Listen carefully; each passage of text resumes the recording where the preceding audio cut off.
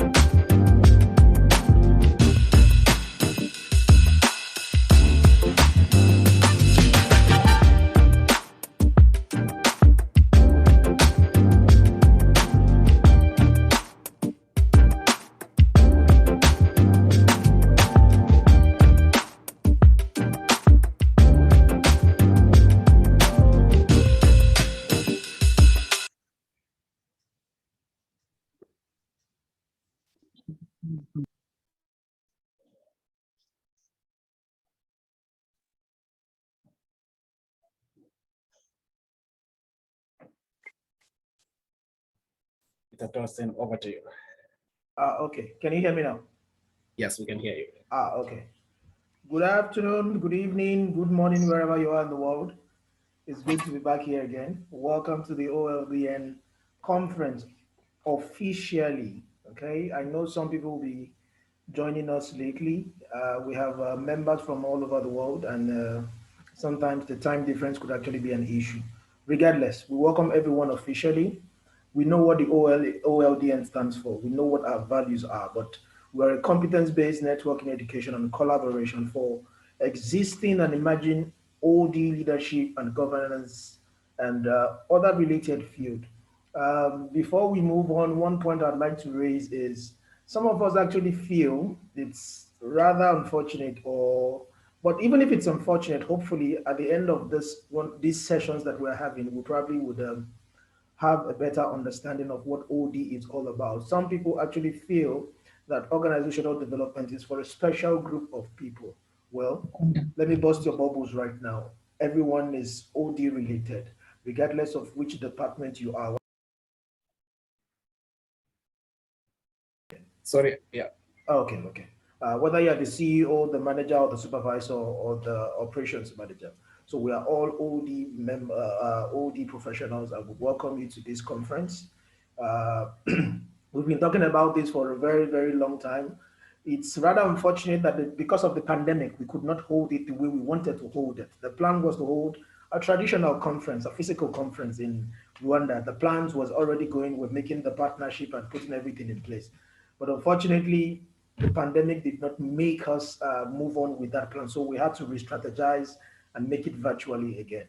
Okay, but we thank God for the opportunity to be here again. Hopefully, by this time next year or by the time the next conference is due, we will be allowed to have a traditional conference, so at least we can have those fruitful and productive engagement that we've always wanted. Okay, so once again, welcome to the conference. And I truly, truly hope that we have a swell time, an engaging time, a productive time. Particularly for me, I'm very excited about everyone who's coming to speak with us, who's coming to join us, who will be sharing one or two things with us. I have my pen and my jotter ready to go, and I truly hope everybody has got the same as well. Thank you very much. We look forward to your engagement. Thank you. Over to you, Dr. Justin. Hello? Can you hear me? Yes, Okay. I can hear you. Thank you. Thank you so much. I take this opportunity to once again welcome everyone. And to do that, I will officially hand over to Mrs. Funbi Matthews, who is the board chair of OLDN, to take us through the welcome address and the official opening of today's conference. Over to you, Madam Matthews.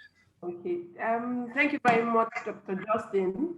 It is a great pleasure to welcome all speakers and attendees to these that are joining across the globe to this year's conference. This is a testament that the world indeed is a global village. Thank you to everyone who is here to share knowledge and to also learn in order to enhance our prowess or mental prowess in relation to organizational development. My name is Funbi Matthew, and I am privileged to serve and to be serving as the board chair for Center for Organization Leadership and Development, as well as OLDN. While the 2020 conference was a success, this year's conference promises to be a phenomenal success. And if I may refresh our minds, I'd like to remind us what the theme of this conference is: leading and learning through global OD lenses and sustainability. Now, we intend to ignite insightful conversation and enhance our learning of OD theory, practice, and values, which you would call principles, in relation to sustainability. We are here to share and expand our knowledge in the field of OD and leadership effectiveness. And finally, we have a chance to network as OD professionals, HR practitioners, change managers, mission critical professionals, scholars and practitioners alike, and students. Now, in closing, and on behalf of COLD board members, the advisory council, the international directors, and the executive for COLD and OLDN, I want to say a big thank you to Mr. Tosin Ekundayo and his team, who have worked around the clock to plan and implement 2021 OLDN conference. I wish all attendees and speakers a remarkable learning experience and pray that we would have a successful and fruitful conference. All I can say today is God bless you and thank you. Welcome to a phenomenal conference. Thank you very much. Thank you very much. Who's the Dr. Doctrine is here? Not yet, not yet. Not yet, okay. Yes. I don't know where my screen is. Hold on, please. Okay. Hold on, please. I don't know where my screen is. Okay, got it. Anybody in touch with Dr. Doctrine? Is he coming? Should we give him a few minutes or we should proceed? Dr. Justin, could you please advise? We can proceed and then you will catch up after the first presentation. Okay. Dr. Justin, could you please touch on these key milestones that we've actually achieved in the last 12 months or since the last conference? This is what Dr. Doctrine is supposed to be doing, but could you please give us one or two lines in that regards, so at least we don't skip it completely. Thank you so much. It's been a busy year for us as a community of scholars and professionals as we try to deepen the field of organization development on the African continent and beyond. We have taken that responsibility seriously to lead in advancing the science, the practice, the values, and the theory of organization development. And after the first speaker, Dr. Dotun is going to take us through some of the achievements that we have made so far, our efforts to strengthen relationships with regional and international organizations that are driven by the organization development field and its values. Dr. Dotun will take us through the membership categories that we have, the different activities that OLDN and COLD are undertaking, the professional certification, and a whole lot more of the activities that we are engaged in. I'll give it to him once he comes in after our first presenter. For now, we can proceed in the interest of time. Okay. Thank you very much, Dr. Justin, for that quick roundup. Hopefully, we look forward to having Dr. Dotun with us, so at least he can give us further information on that. It's really very important, so that at least the body of the community would understand how much progress would we are actually making behind the camera. Thank you very much. We'll move on to the next item in our menu, and that will be having Dr. Patrick with us. He's going to be talking about, is he here? Dr. Patrick, are you with us? Can anybody confirm, please? Yes, I'm here. Oh, okay, brilliant. We're ready to go. Thank you very much. I wanted to be sure. We have been looking forward to this. Dr. Patrick will be talking to us about sustainability. Why do organizations get stuck? He is an emergent OD professional, and he will be giving us a perspective from that angle, which we've all been looking forward to. Before that, we would like to introduce him to the community, so that at least we can have a better understanding of where he's coming from. Dr. Justin, over to you, please. We don't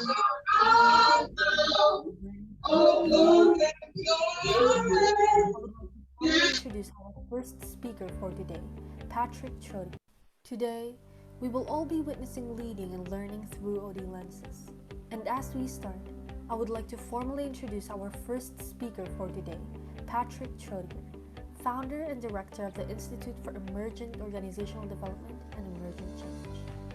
Patrick has always focused in the areas of culture, leadership, and organizational performance. Additionally, he has created articles that has been beneficial to the growth of the economy. We have Emergent Organizational Development, the World of Morality and Human Essence, and the new 21st Century Change platform. Now, for the past 2 decades, Patrick has focused on emergent change in organizations and currently is focused on co-creating emergent organizations and collaborative networks for the 21st century. Let us all welcome Patrick Chody.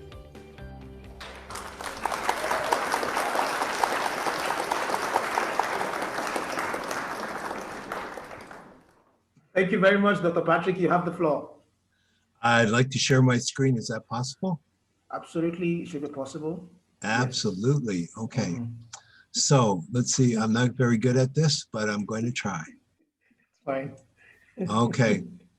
Well, my name is Patrick Chody. I'm now sitting on the Pacific Coast in North America, Vancouver, Canada. Today, I'm honored to be here today with amongst so many astute and knowledgeable people who are dedicated to the profession of OD and really want to make a difference to make this world a better place to work and to live. I'm also honored to have been invited to be an associate in a collaborative partnership with Coles and OLDN, led by Dr. Justin and Dr. Dutton, 2 men I admire deeply, as well as what they're co-creating. And that's the reason I joined with them. I'm not a formal writer, an academic, a researcher, a professional speaker, or I have no awards. I've never sat behind a desk, never had an office. I have been for the last 40 years a fundamental OD practitioner working with clients and a practitioner of emergent OD and emergent change over the last 40 years. I've had a very long, eclectic journey, very satisfying. I've learned a lot from my clients, and I'm still learning. So because of time, today I'm sharing my thoughts on the topic, or thoughts, experiences, and working with clients on sustainability. Why do organizations get stuck? It's an emergent OD perspective. I believe I have 25 minutes, a lot to cover. Hopefully we get into a few good conversations, and there will be a test at the end, so pay attention. So let's give it a shot. So there you go. So let's deal with reality right now. And I want to get rid of this thing here, and I don't know how, but I'll give it a shot. The reality of today is we live in the age of rapid change, disruptors, and increasing complexity. We all deal with this in families, as individuals, in our professions, in our relationships. This is the reality that organizations and individuals have to deal with today.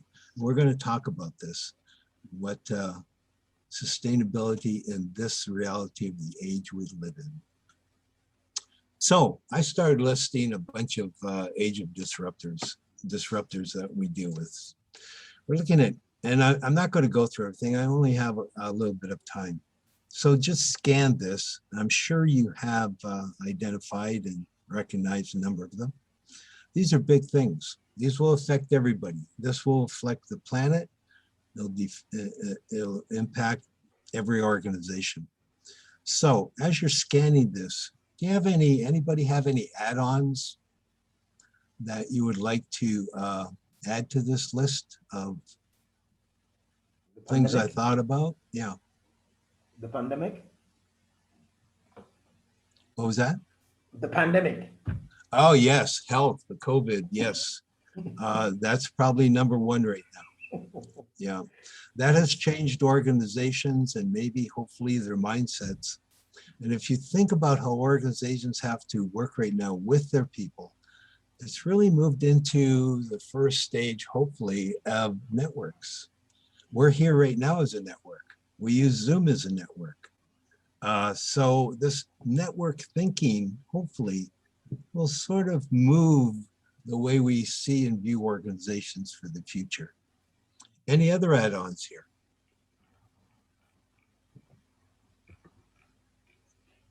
Good enough. Mm-hmm. Technology is another one. Technology is huge. There you go. Novel technologies. We're moving into a whole revolution around technology.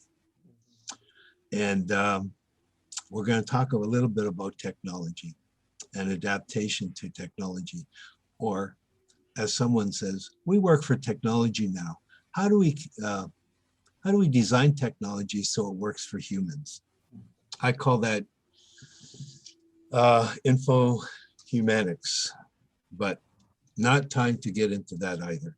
So these are just a little list of that. The big one is climate change also. It has an impact on everything: weather, drought, impact on food, clean water, resources. We're a planet of diminishing resources right now. How are organizations going to deal with that? How are people going to deal with that? Let's move on here. So let's define sustainability. Because of my association with the United States, in which I've lived half my life in and practiced half my life, I've chosen UCLA Sustainability Committee, their definition: the integration of environmental health, social equity, and economic vitality in order to create thriving, healthy, diverse, and resilient communities and organizations for generations and generations to come. The practice of sustainability recognizes how these issues are interconnected and requires a system approach. Systems approach meaning a gestalt, everything is connected, and an acknowledgement of the complexity of such. Here at the Institute of EODC, we simply define sustainability as the manifestation of emergent renewal relating to the rate and complexity of changing environments, both internal environments to an organization and external environments that have both a relationship and an impact. To define emergence, very simply, it's the manifestation of novel forms, the coming into existence. We do that as humans, we do that as organizations. So those are two simple definitions of sustainability. Is there any comments? Anybody want to comment on what they believe sustainability is or add on to these thoughts? Don't hesitate, because we're all here as a team. If not, I'm going to move on. So why do organizations get stuck in time of disruptors, rapid change, and increasing complexity? Even winds and winds of change are rapidly changing, and we all experience this. Leaders keep selling the organization the same old direction in the same old way. And I think this little cartoon says it directly. So why is that? Why do we keep sailing in the same direction, in the same old way? Well, we're going to explore that. Organizations do not sustain. I just wrote this off the top of my head based on the experiences with my clients. Here's the traditional reasons: ineffective or lack of, and you can just peruse this. I'm sure you can identify with a number of these things in your clients and your experiences.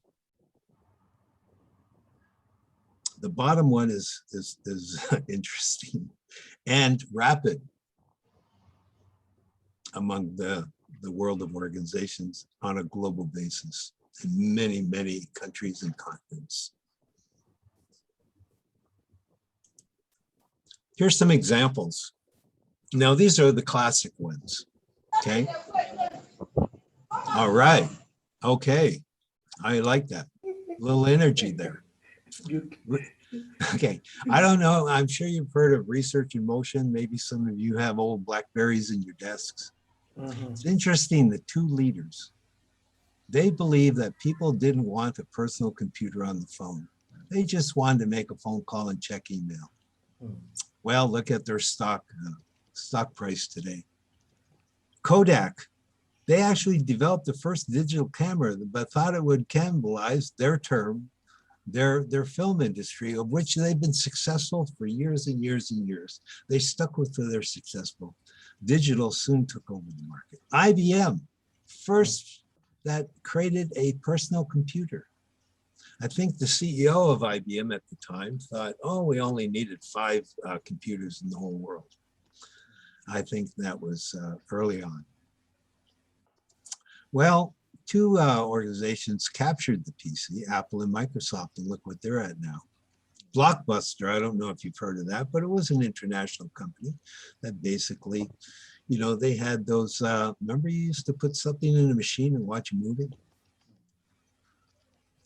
And then Netflix came along, streaming. Now, I have a personal story about this in Canada. Rogers, which is a big internet company, and they used to have these retail shops. And I met with the VP of, and he told me that, and I talked about streaming video. This was before, remember when it was like 1 inch by 1 inch, the future of that. And he said, that'll never happen.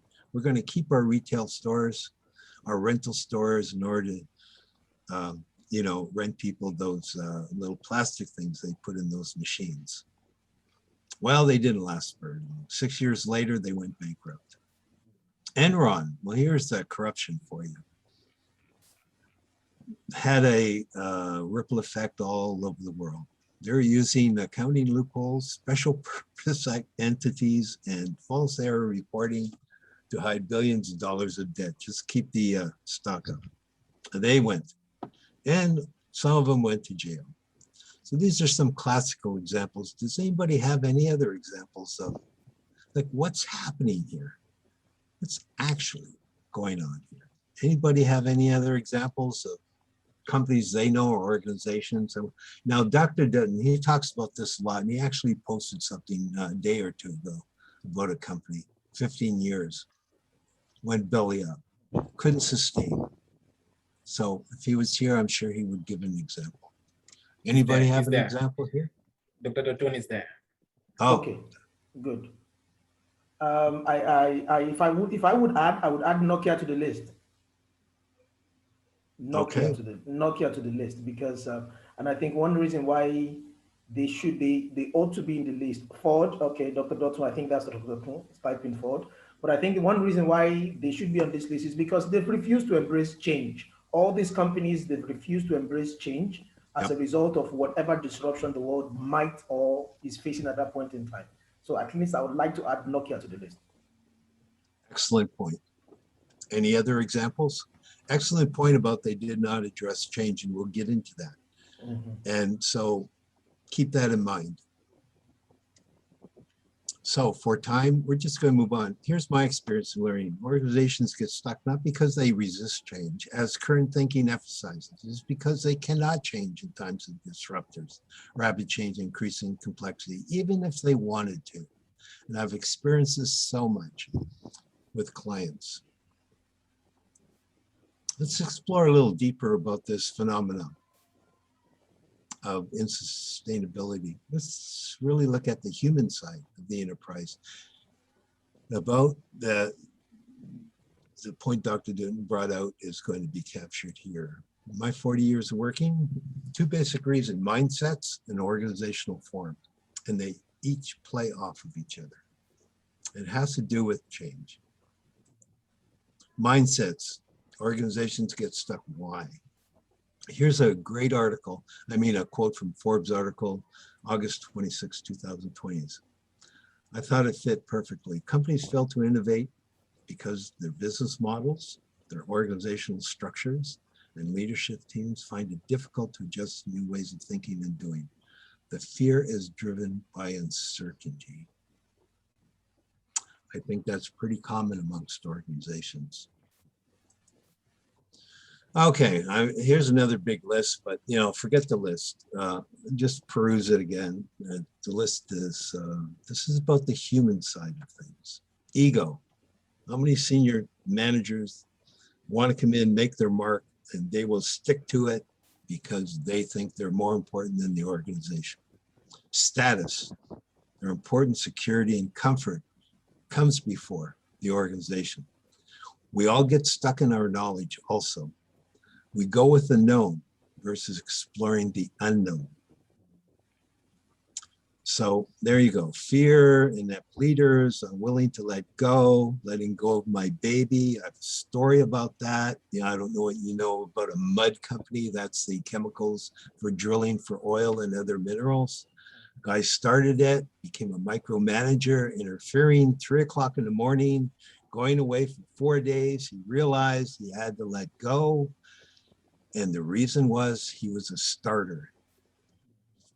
So left the company, started 7 new organizations and businesses. He was happy about that. He found his setting in life. It was very hard for him to let go. Tears in his eyes, 3, 4 o'clock in the morning after working for 4 days, he realized something. That was big for him. Fear of being wrong, the need to be right. Boy, do we as humans need to be right.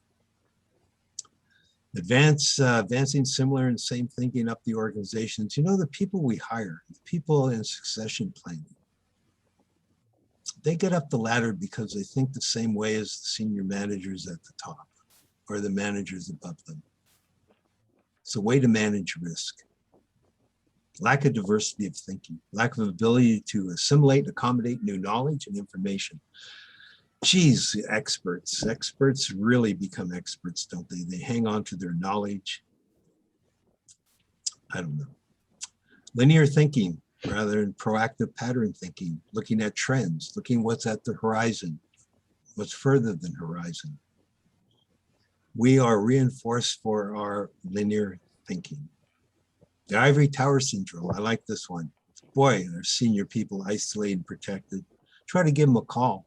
How many barriers does a customer have? And giving some feedback to senior management. Missing or not attending to pertinent and timely feedback, again, trends. Relying on past successes. Geez, don't we all do that? Self-reinforcement. Uncomfortable and reframing mindsets. We're going to get into this. This is probably the number one thing here. Typical hierarchical leadership perspectives, holding on to power and control and trying to manage the organization. Well, good luck. Unscrupulous, corrupt management practices, et cetera, et cetera, et cetera. Anything else people want to on the human side here? What we do as humans that stop us from sustaining ourselves and continuous learning, and especially the organizations that we lead. I would quickly comment. I like the 2 points from there. Number one is getting stuck with our knowledge. Yes. We have been conditioned to think that if I'm an HR person, I stick to HR. And I read HR. I quote from HR so-called professors. I speak, I eat HR. Yeah. And a lot of HR people or finance people are stuck in that mindset of I am an HR person.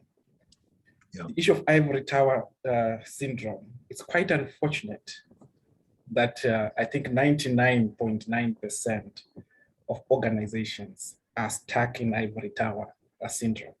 Yeah. A bunch of colleagues put on nice ties, nice suits, expensive shoes. They're the ones who sit in the boardroom and discuss corporate issues. Everyone else is not important. Exactly. And it's something that I think we really need to reflect on. And I think 99.9% of organizations, speaking from Africa, are stuck in all these. And it's something that we need to reflect on. Excellent. Spoken like a true gadfly. Yes, and it's also self-reinforcing, isn't it? I listen to the people that think like me, talk like me, say the same thing. Yes, they get comfortable. The first time I walked into a corporate office, I couldn't believe how thick the rug was. You know, I just, yes. So well said and appreciated. Any other thoughts on these? I think this lack of gadfly approach also is also very pronounced, because you find out that you are sitting down with people who don't want others to contribute and suggest, and whenever they get negative feedbacks, they quickly guard against it and they don't want it. Like such. Excellent. Good point. One more. Can I add one more? What I want to add is more or less like a question. It just at the top of my mind. Is it possible that people don't embrace these changes that are sustainable or changes just because they are scared? Is it possible that fear could be one of the reasons? They see the change, they see the need for change. Is it possible that even when they see it, they still refuse to take action because they are scared? Yes. Yes. That's, you know, that's sort of the bottom line of all of this. Especially letting go and thinking differently. Every one of these, the underlying aspect of the human nature, fear is a great demotivator and a great motivator. So that's really a good point. Fear being wrong,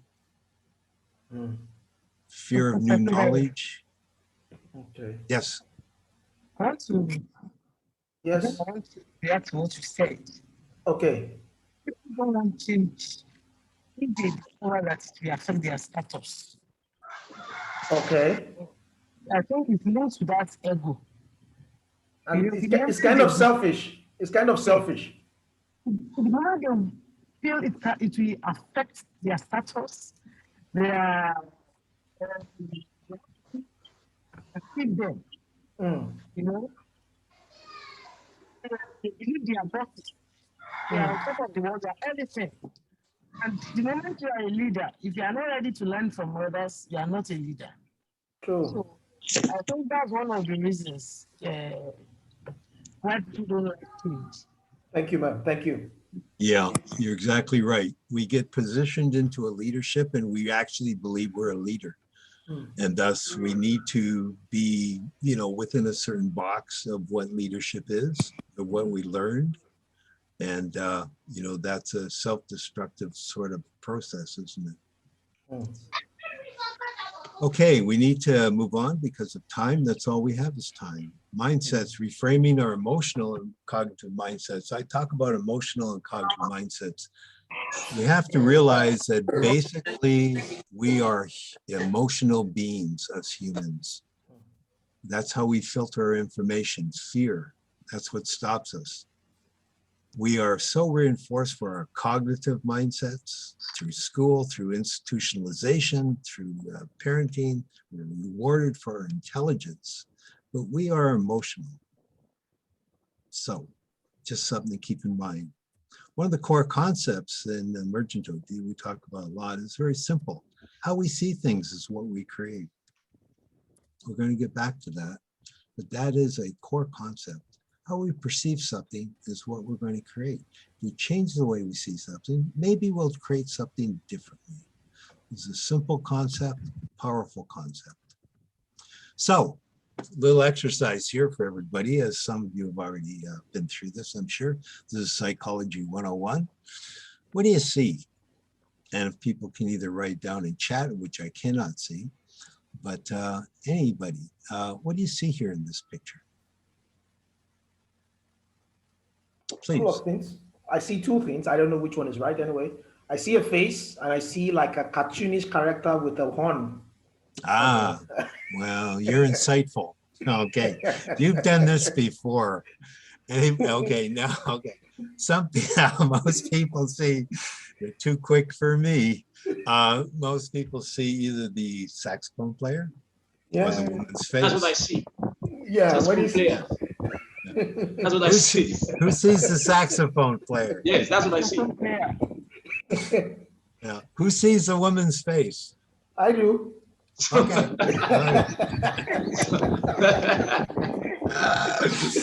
Okay, so what is the point here? The point is, now that you mention it, yes. yeah. Anybody see anything else? somebody said he's seen AK-47. There you go. Okay. Yes. Yeah, it looks like it. It looks like it. So what's the point here? Point is we have a perception of something, and we're the only species on Earth that can hold two perceptions in our mind at the same time. Isn't that amazing? That's how powerful the brain is. I can see that, and maybe if somebody shows me, or in a conversation, or if I assimilate new information, such as if I only see this horn player, and somebody says, well, look at this and look at this and look at this form and look at this form. Oh, I see something else. Now I can hold those two perceptions in my mind. And now I have a choice. Based on the context or what I'm facing, I can make a decision. That's powerful. That has to do with reframing mindsets. We'll talk a little bit more about this. So thank you for your input. That was a little bit of fun. Let's see if I can actually change this thing. Okay, I think I do this. So, mindsets. What is through conscious discipline and our natural abilities of human nature and human abilities. And there are actually 14 that I've identified, 14 underlying, I call them conduits of human abilities that are natural to us. And different processes, maybe OD, maybe not. Good conversations help, storytelling, et cetera, et cetera. But that technology has to fit the situation and the individuals. We became comfortable with changing our emotional and cognitive mindsets. I deal with this with senior management and everybody in an organization over time. I give them certain processes so they can experience shifting and become more comfortable with changing their emotional and cognitive mindsets. What's interesting to me is those 14 conduits in the brain of our natural abilities to do this. But what would happen if we became comfortable with changing those things, or people in organizations, especially senior management, become comfortable with that? Here's what happens.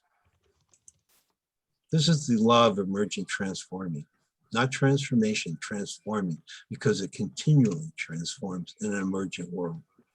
When one's comfort zone, individual, group, or organization with the unknown is greater than one's comfort zone with the known, transformation occurs naturally.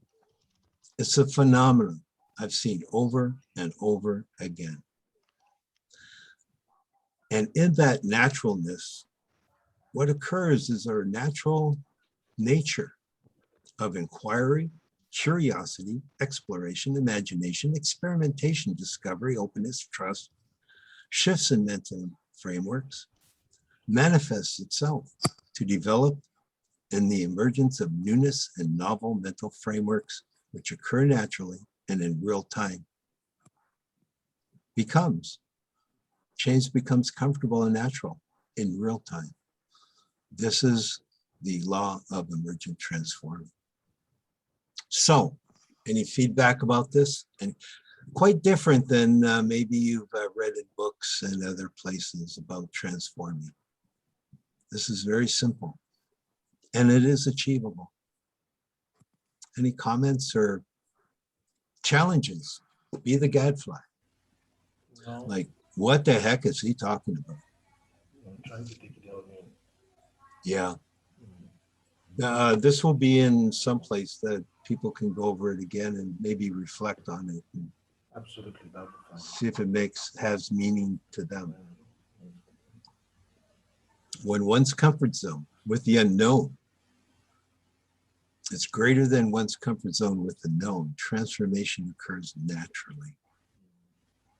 If I'm comfortable with exploring the unknown, greater than hanging on to what I do know, I go into this sense of inquiry, curiosity, exploration, etc. And if I practice that, if I become conscious of that, and I become disciplined in that over time, it becomes natural to me, like any other competency in sports, in any craftsmanship that we do. Practice, practice, practice. Agreed. That's fine. Okay, something to maybe revisit. So just remember around mindsets, this is the key in organizations, and how we see things is what we create. So I said this sometimes in the 1970s, and I thought it was so great it stuck with me. Okay, the second thing about sustainability is organizational form. I don't talk about structures because it's too static. I talk about forms of organization. What I mean by forms is not just those nice little diagrams on the wall. It's about our form of leadership, our form of competencies, our form of relationships, our forms of thinking, our forms of everything. Form is a gestalt in an organization. There are many forms that come together and interrelate into a gestalt, into a whole. So when I mention the word forms, here we're going to focus a little bit about design, the design of organizations. Oftentimes the actual form of an organization does not manifest its desired purpose, but it does emit its actual purpose. This is the cornerstone here.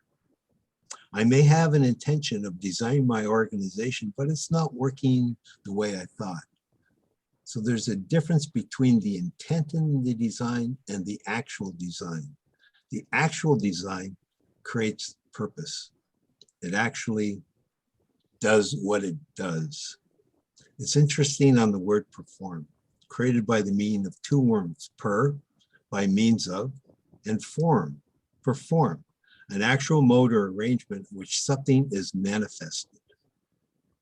So, as an example, so different forms manifest a different purpose. So you have two pictures of cars here. One's an Nasdaq, one is like a drag racer. That form of that Nasdaq car creates the purpose of achievement in that sport. You would not bring a drag racer to a Nasdaq 300-mile race. You would not put a Nasdaq car in, a quarter-mile race of a dragster.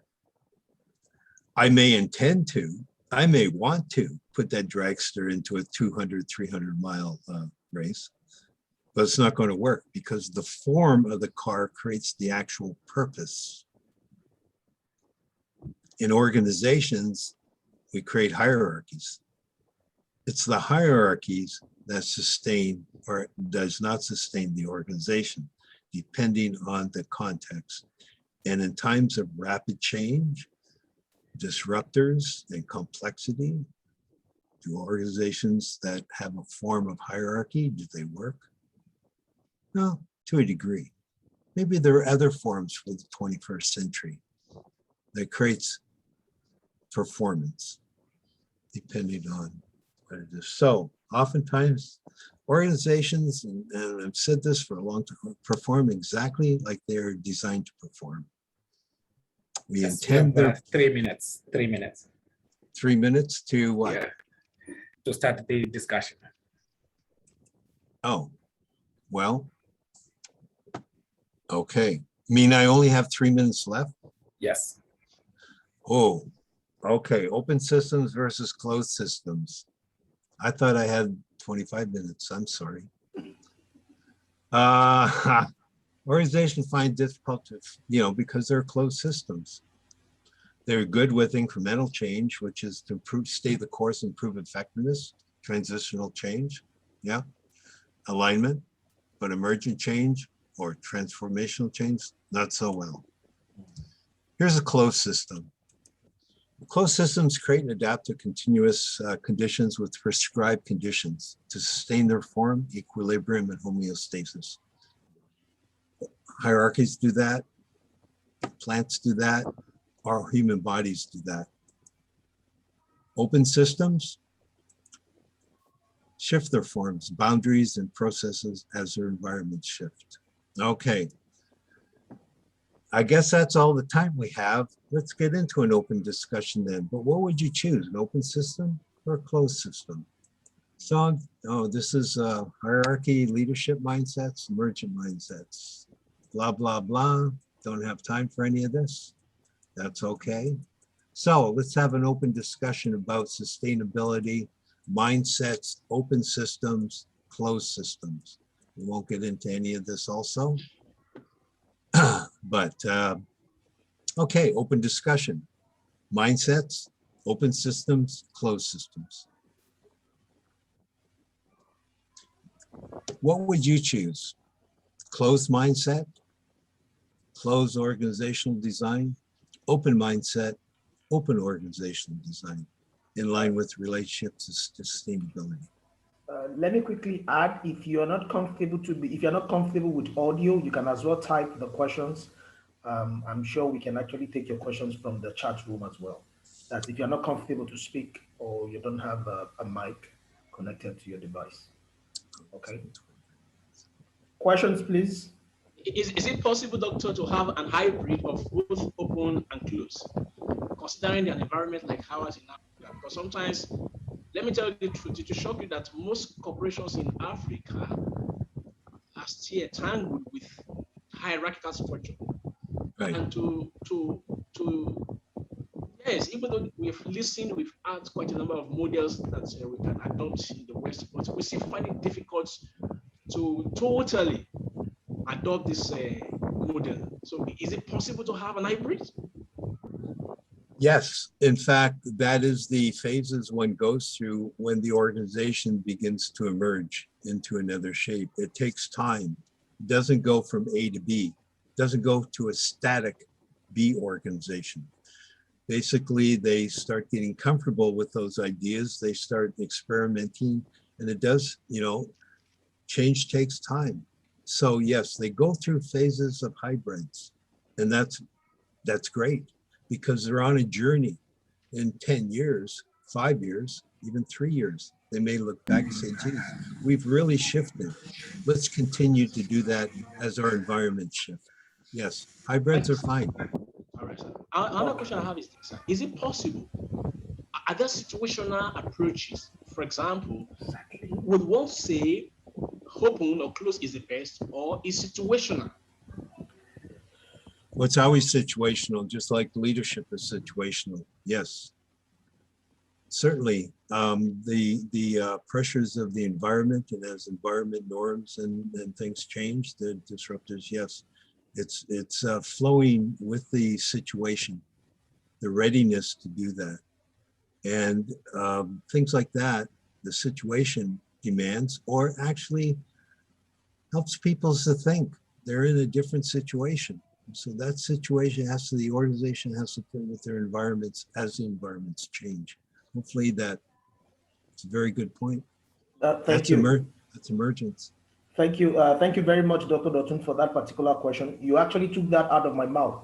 Now, the way I wanted to place it is, why do I have to choose either open or closed before I even approach a situation at all?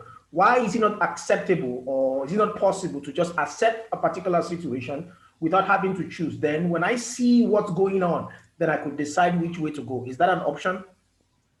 Always an option. Yeah, choice is always an option. And hopefully they're astute enough and they're ready to make that choice, and they don't have those barriers or hurdles, especially of the human nature that we've talked about before. Yeah, so one actually has to look at them. One has to look at themselves, be very aware of their own. I can hear somebody. I don't know who's that. Somebody's calling my name. Sorry. Professor Grace. Yes. Okay, go ahead, ma'am. It's good to be proactive. in everything you Okay. want to do. Okay. Because I thought you were saying you have to you have to be proactive.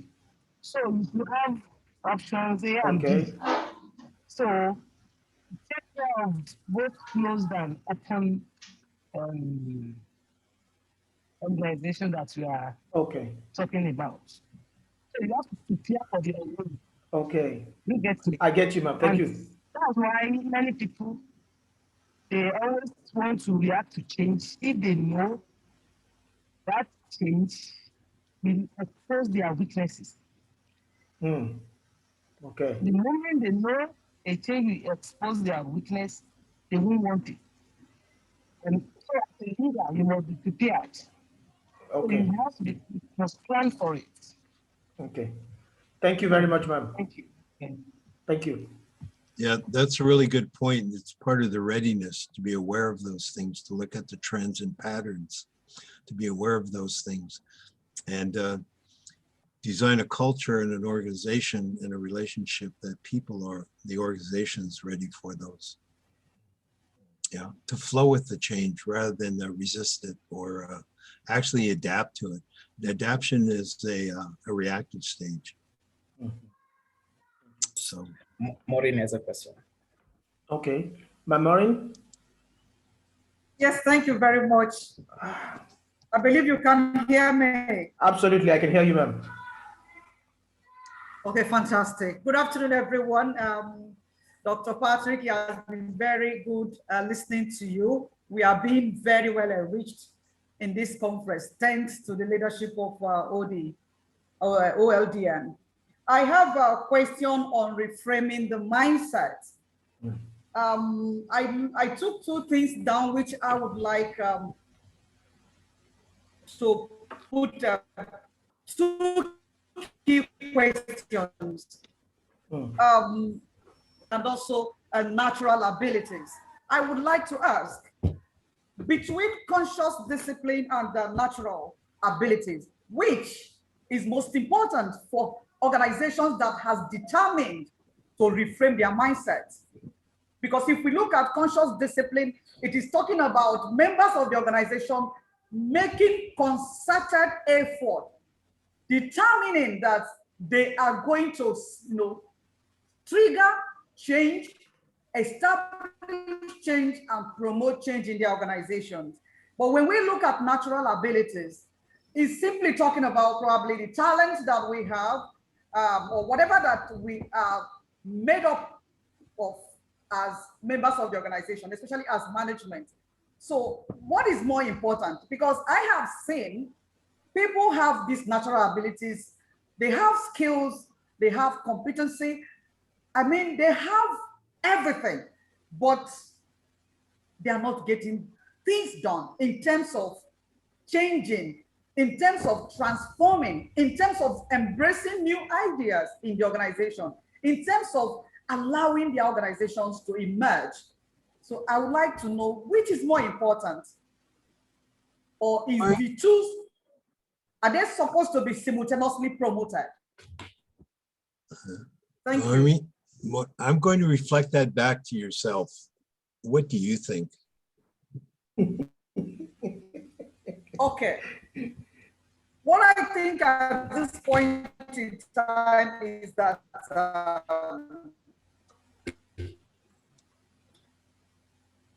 I am beginning to say that Looking up, I can hear you. that the organizational leadership and development network. I am beginning to lose some sort of regard. I can hear too. Dr. Justin, can you hear her clearly? No, we can't hear her. I think being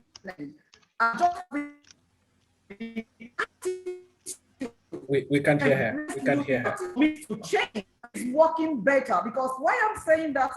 I can't hear you. I think she has gone off completely.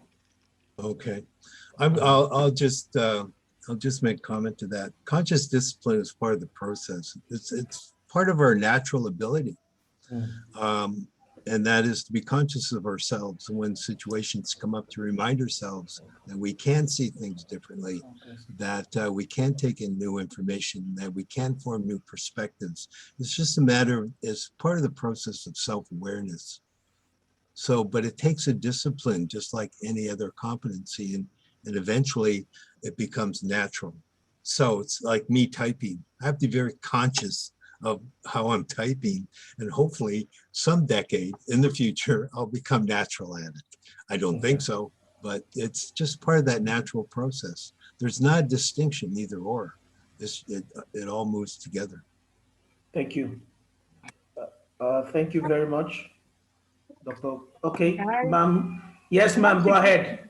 Go ahead, ma'am. You know, if you have all the natural abilities, I think a leader should be able to identify these abilities in individuals. And when you are assigning roles or responsibilities, take care of this. It's because we put people in wrong positions. That's why we don't achieve what we want to achieve. So we should identify each person's natural abilities or endowments and use it in assigning responsibilities and roles in our companies or places of work. Thank you. Thank you. Thank you very Sorry, much. I have a comment, sir. Go ahead, sir. Okay, sir. Professor Dave Orich, the renowned HR veteran, once said that we can always nurture nature, and that because we are humans and we have that tendencies of learning and relearning.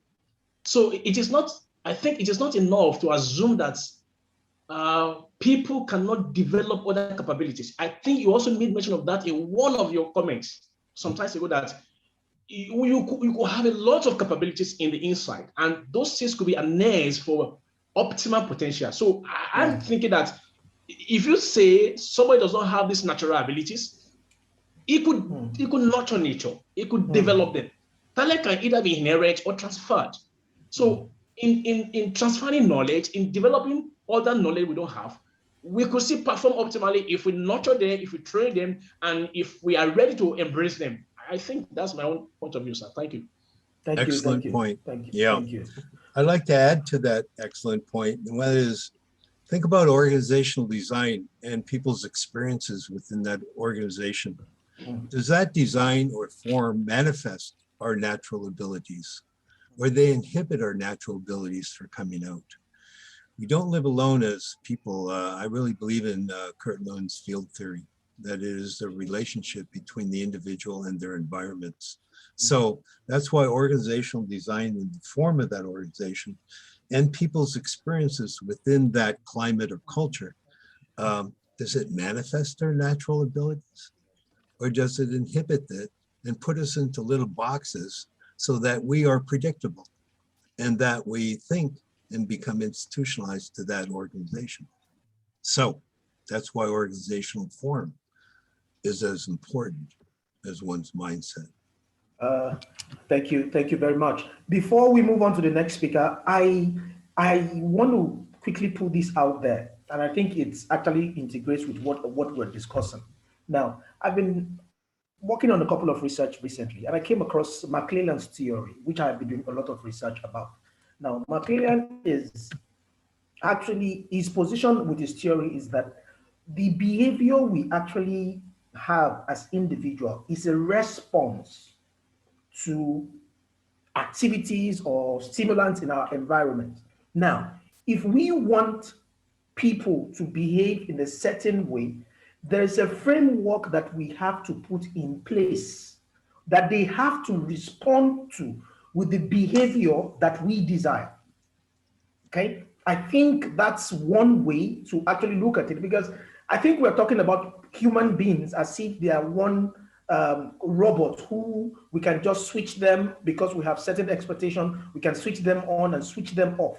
I think based on that theory and based on my recent work, I have come to the realization that if we want people to put forth, if, for example, if I want Dr. Justin to smile, okay, I don't have to tell him smile.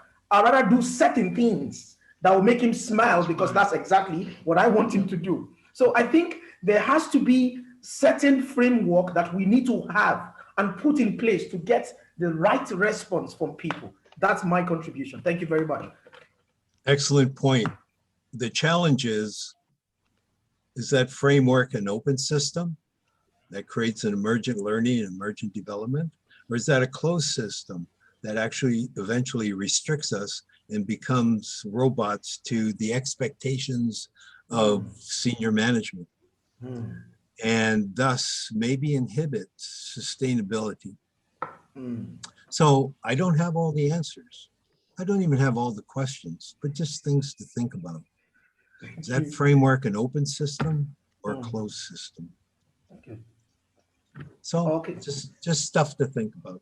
Thank you very much. Thank you very much. Thank you very much. I think that's about it from everyone. I'm sure anybody who has another question or additional question can actually send in some chat, and we'll actually find time to actually focus on them. Now, let's give him a round of applause, please. Thank you very much, sir, for your contributions, for your insight, for actually stimulating our minds towards a particular direction. I, for one, truly appreciate it. Okay. Before this particular session, or before he spoke, thank you very much, sir. Before he spoke, we're supposed to have Dr. Dotun give us some milestones achievement. Can we go back to that? Dr. Dotun, are you with us? Are you prepared for us now? Yes, sir. Thank you so much. My apologies once again. I had issue with my network, but I think we can go back to that right away. Okay, so once again, thank you so much. Thanks to everyone who have been listening since the inception. This is OLDN, and it will be of interest to actually take us through the milestone in a jiffy.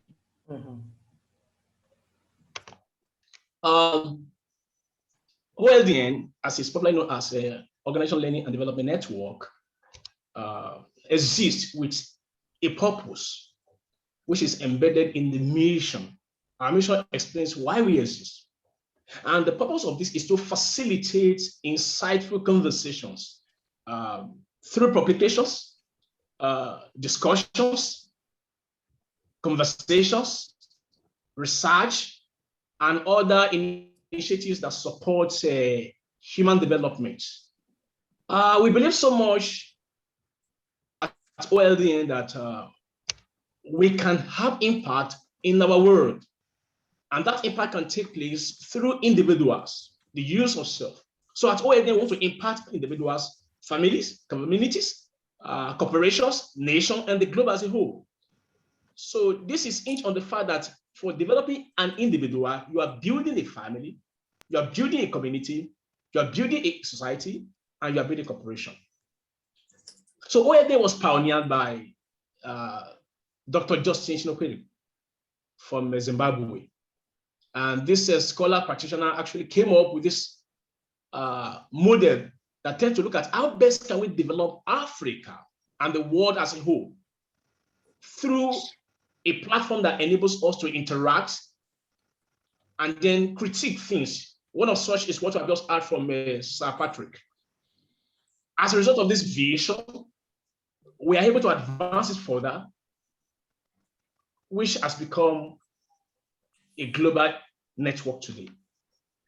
In order to ensure that all OLDN is standing on the right footnotes and is well stabilized to actually deliver its vision, part of the initiatives and achievements culminated in the redesigning of its advisory council members.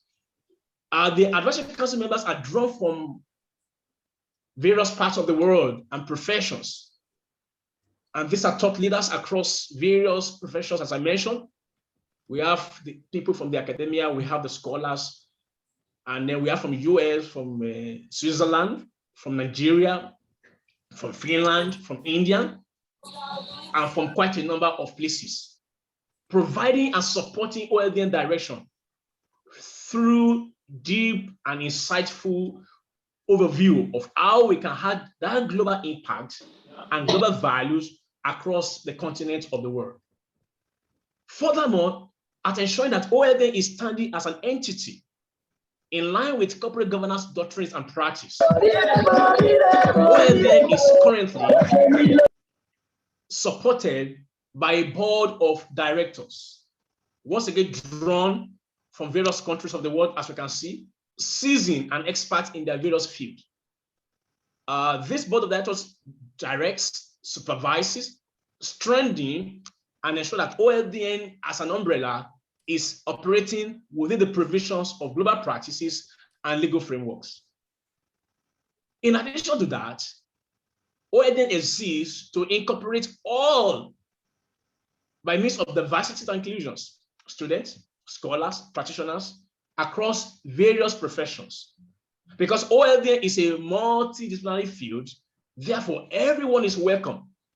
So on this OLDN platform, we'll be able to have quite a number of people. As of today, within the space of 1.5 years, OLDN has grown its membership to almost 200 in these statistics. So we have members from about 17 countries: Afghanistan, Bangladesh, Botswana, Cameroon, Finland, Ghana, India, Kenya, Morocco, Nigeria, Pakistan, UAE, Philippines, South Africa, Zambia, and Zimbabwe, respectively. So this represents the quantum of membership in diaspora. We never believe that we can do better than this, but this is a progressive achievement within the 1.5 years of existence of OLDN, coming to 2 years now.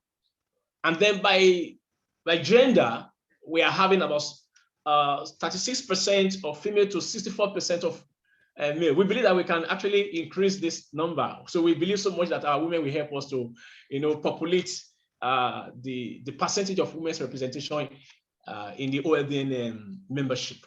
Last year, what we're having today, we had same last year, and then it was a robust success. We had it also hosted by Dr. Ekunda Yotosin, and then we had Dr. Connell from South Africa facilitating, and quite a number of other people in engaging conversations. So last year also we had awards given to my humble self and Mr. Water, who were also privileged to have the award and then appointed to the Hall of Fame of OLDN in 2020. Part of OLDN's effort at ensuring that we are not operating in silos, no inside solution, is to diversify, integrate, collaborate, and network with other institutions across the world. And we are privileged to have told you that OLDN has been well licensed by ISODC. Fortunately, ISODC also gave OLDN the platform to organize the first ISODC town hall meeting in Africa. And we are privileged to be the #1 day after India. These are also part of OLDN achievements in the year under review. In addition, in order to ensure that OLDN is well supported by seasoned practitioners and consulting firms, as well as other institutions, OLDN is well established and partnering with leading consulting firms in Botswana, Nigeria, Zimbabwe, UAE, and then ISODC, as well as EODC in Canada. In addition to that, we want to ensure that OLDN actually captures every segment of various professions so that professionals in the like minds can discuss, can critique, and can promote global and best practices as well as trending issues in their various professions. So for now, OLDN will be able to establish 8 segment clusters. We have the industry, commerce, and entrepreneurs, where they are leading discussions, conversations around commerce and industry.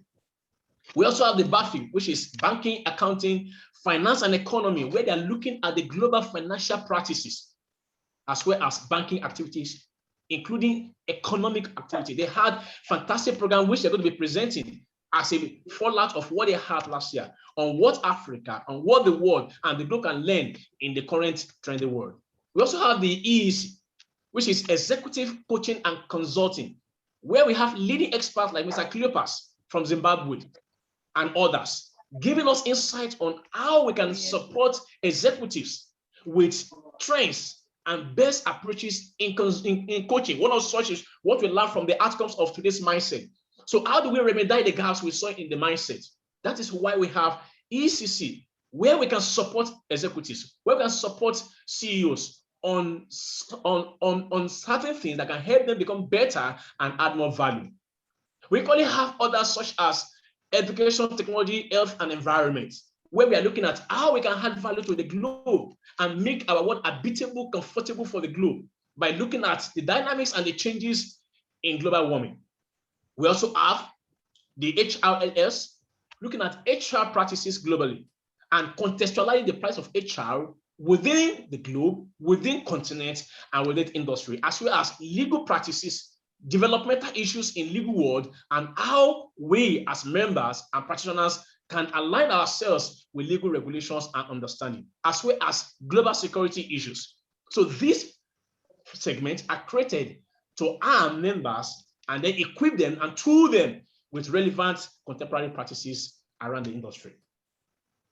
So what were the major milestones that OLDN has been able to achieve? Number one, we had accelerated membership growth. As I mentioned, OLDN came up in 2020.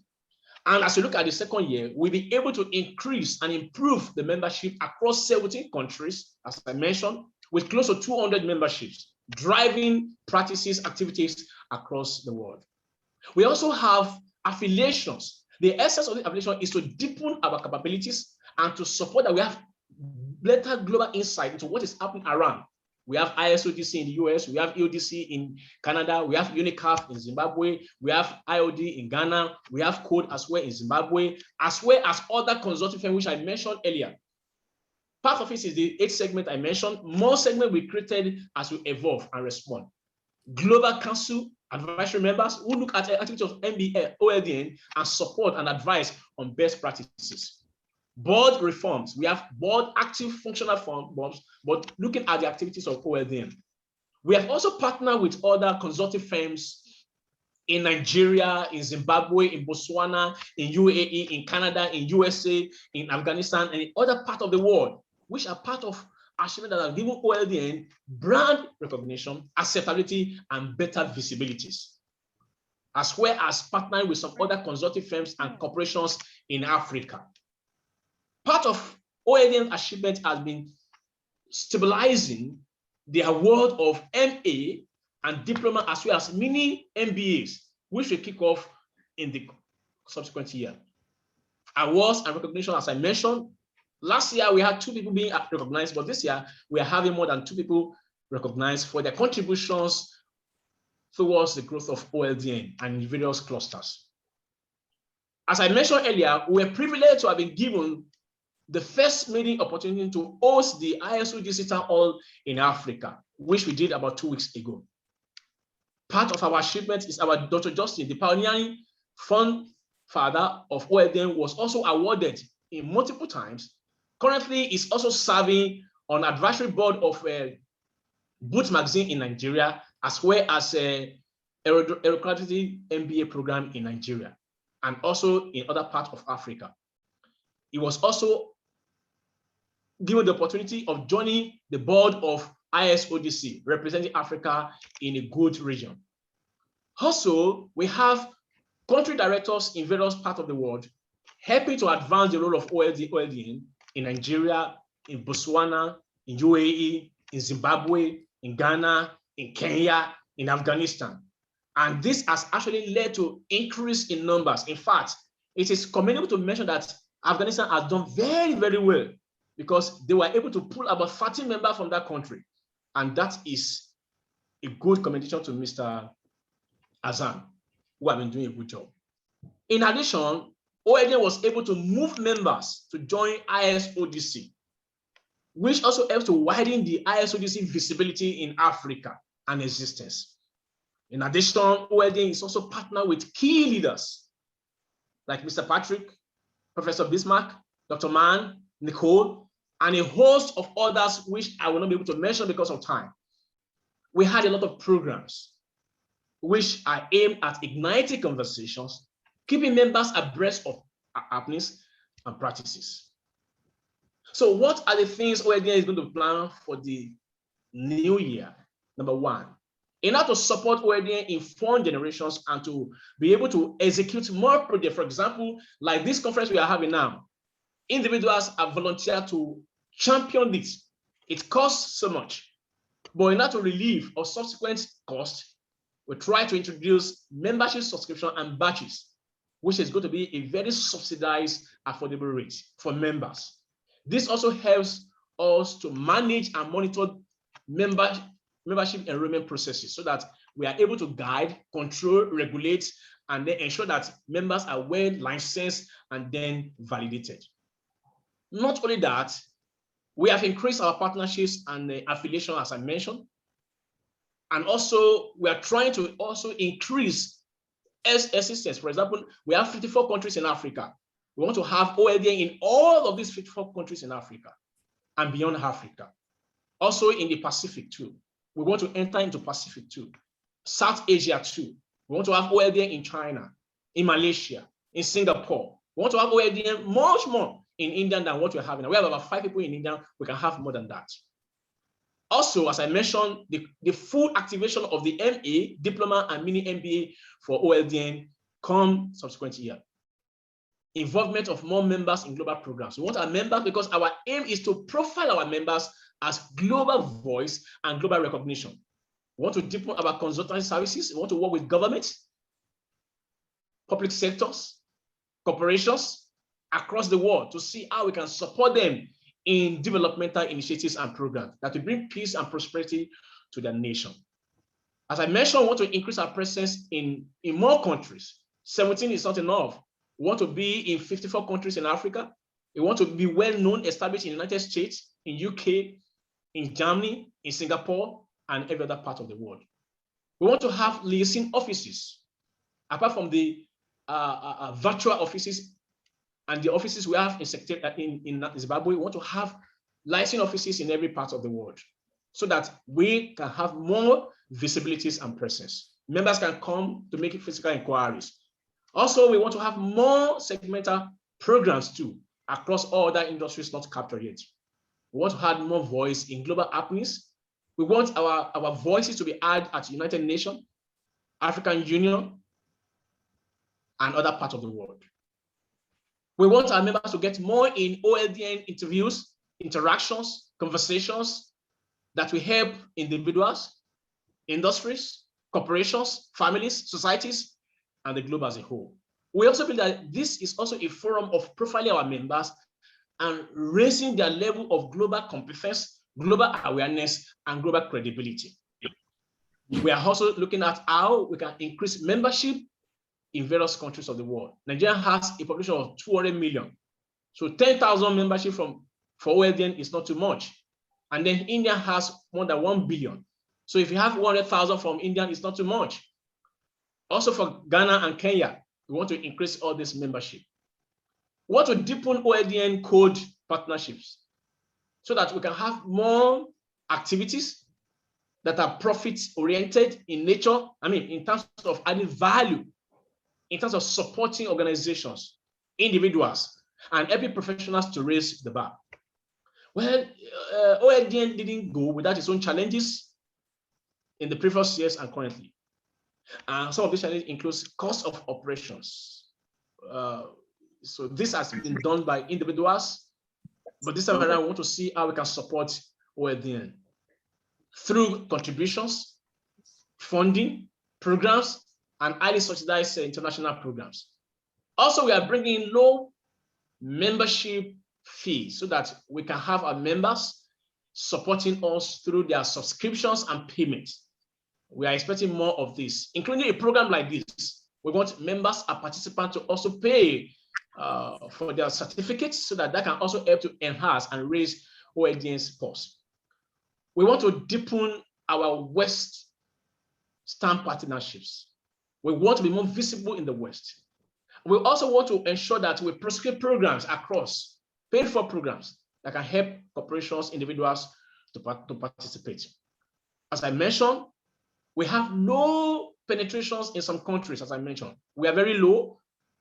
Currently, we are less than 25% in Africa, but we want to be in all the 54 countries in Africa come 2022. And also corporations, we want to have OLDN represented in schools, hospitals, businesses, legal centers, and here and there.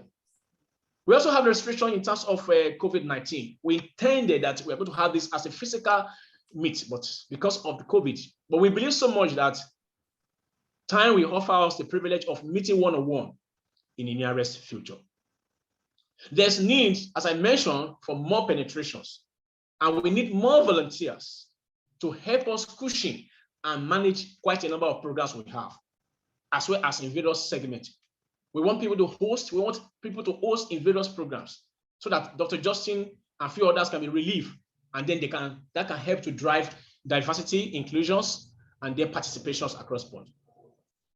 We are looking for more robust platform to sponsor programs for buy-in across corporations.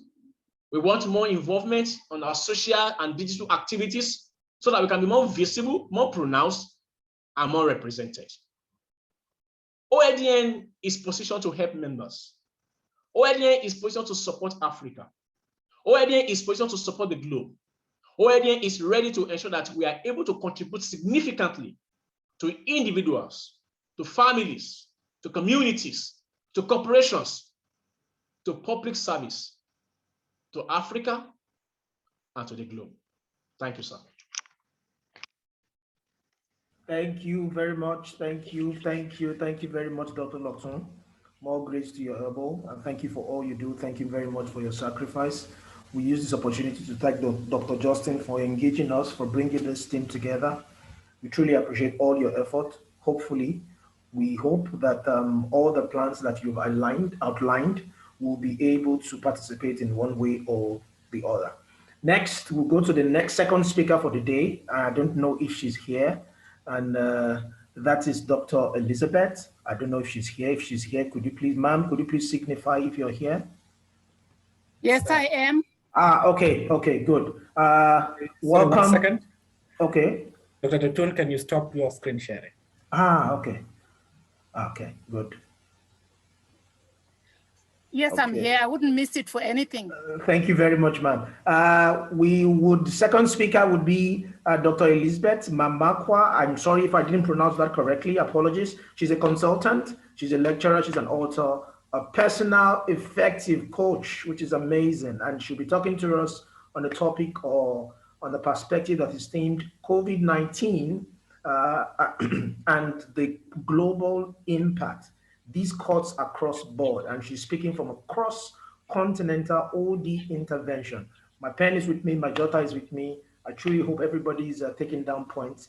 Thank you very much. Thank you, Dr. Justin. Next speaker, Dr. Elizabeth Mamukwa, is a consultant at Primo Capio and former head of human resources at with her experience Zimbabwe, as well as being a school teacher, and finally moving on to industry and resources, she has acquired greater skills in the field. Our next speaker, Dr. Elizabeth Mamukwa, is a consultant at Primo Capio and former head of human resources at Liquid Telecom. With her experience as chief editor of Integral Green Zimbabwe, as well as being a school teacher, and finally moving on to industry and commerce and human resources, she has acquired greater skills in the fields of agriculture, engineering, manufacturing, and telecommunications, not to mention her consulting skills. She is a firm believer of knowledge creation, hence had made a book about it with 6 parts. She dedicated her book to a current topic addressing a broader understanding of knowledge and innovation development beyond a mere focus on technological development. I present to all of you, Dr. Elizabeth Mamukwa.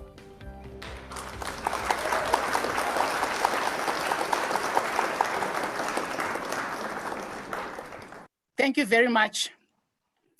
This is a dangerous environment. I was seeing pictures there that I never thought I had shared with anybody. So it's scary.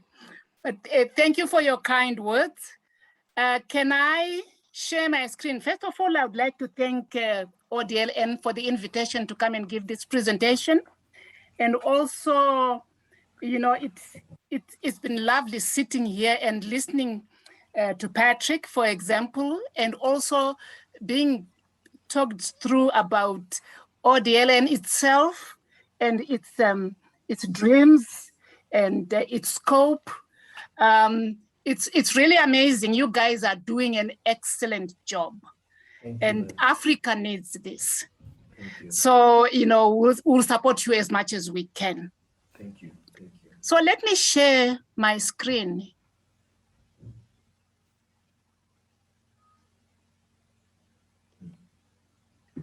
Wrong screen. It's fine.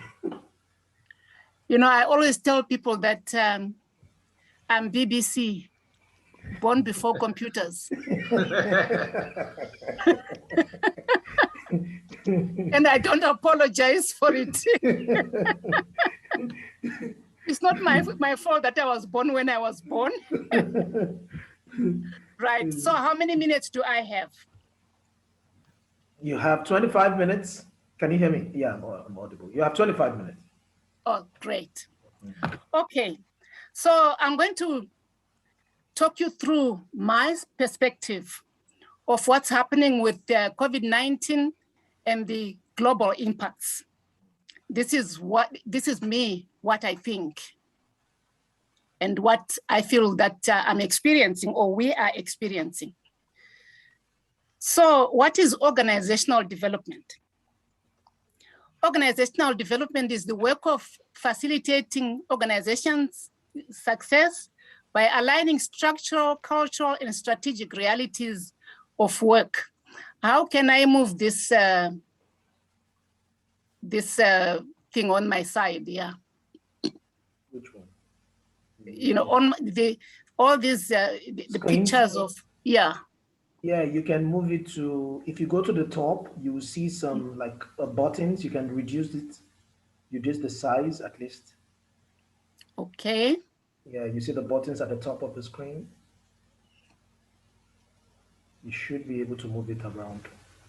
You can even minimize the entire thing if you want. Okay. All right, let me minimize it. Thank you. So, and I was trying to define organizational development here because that's what makes organizations alive. And when an organization starts, it has to develop into something new. It has to grow. It has to find its niche. It has to change with the times. So now, I want to link this with the global village.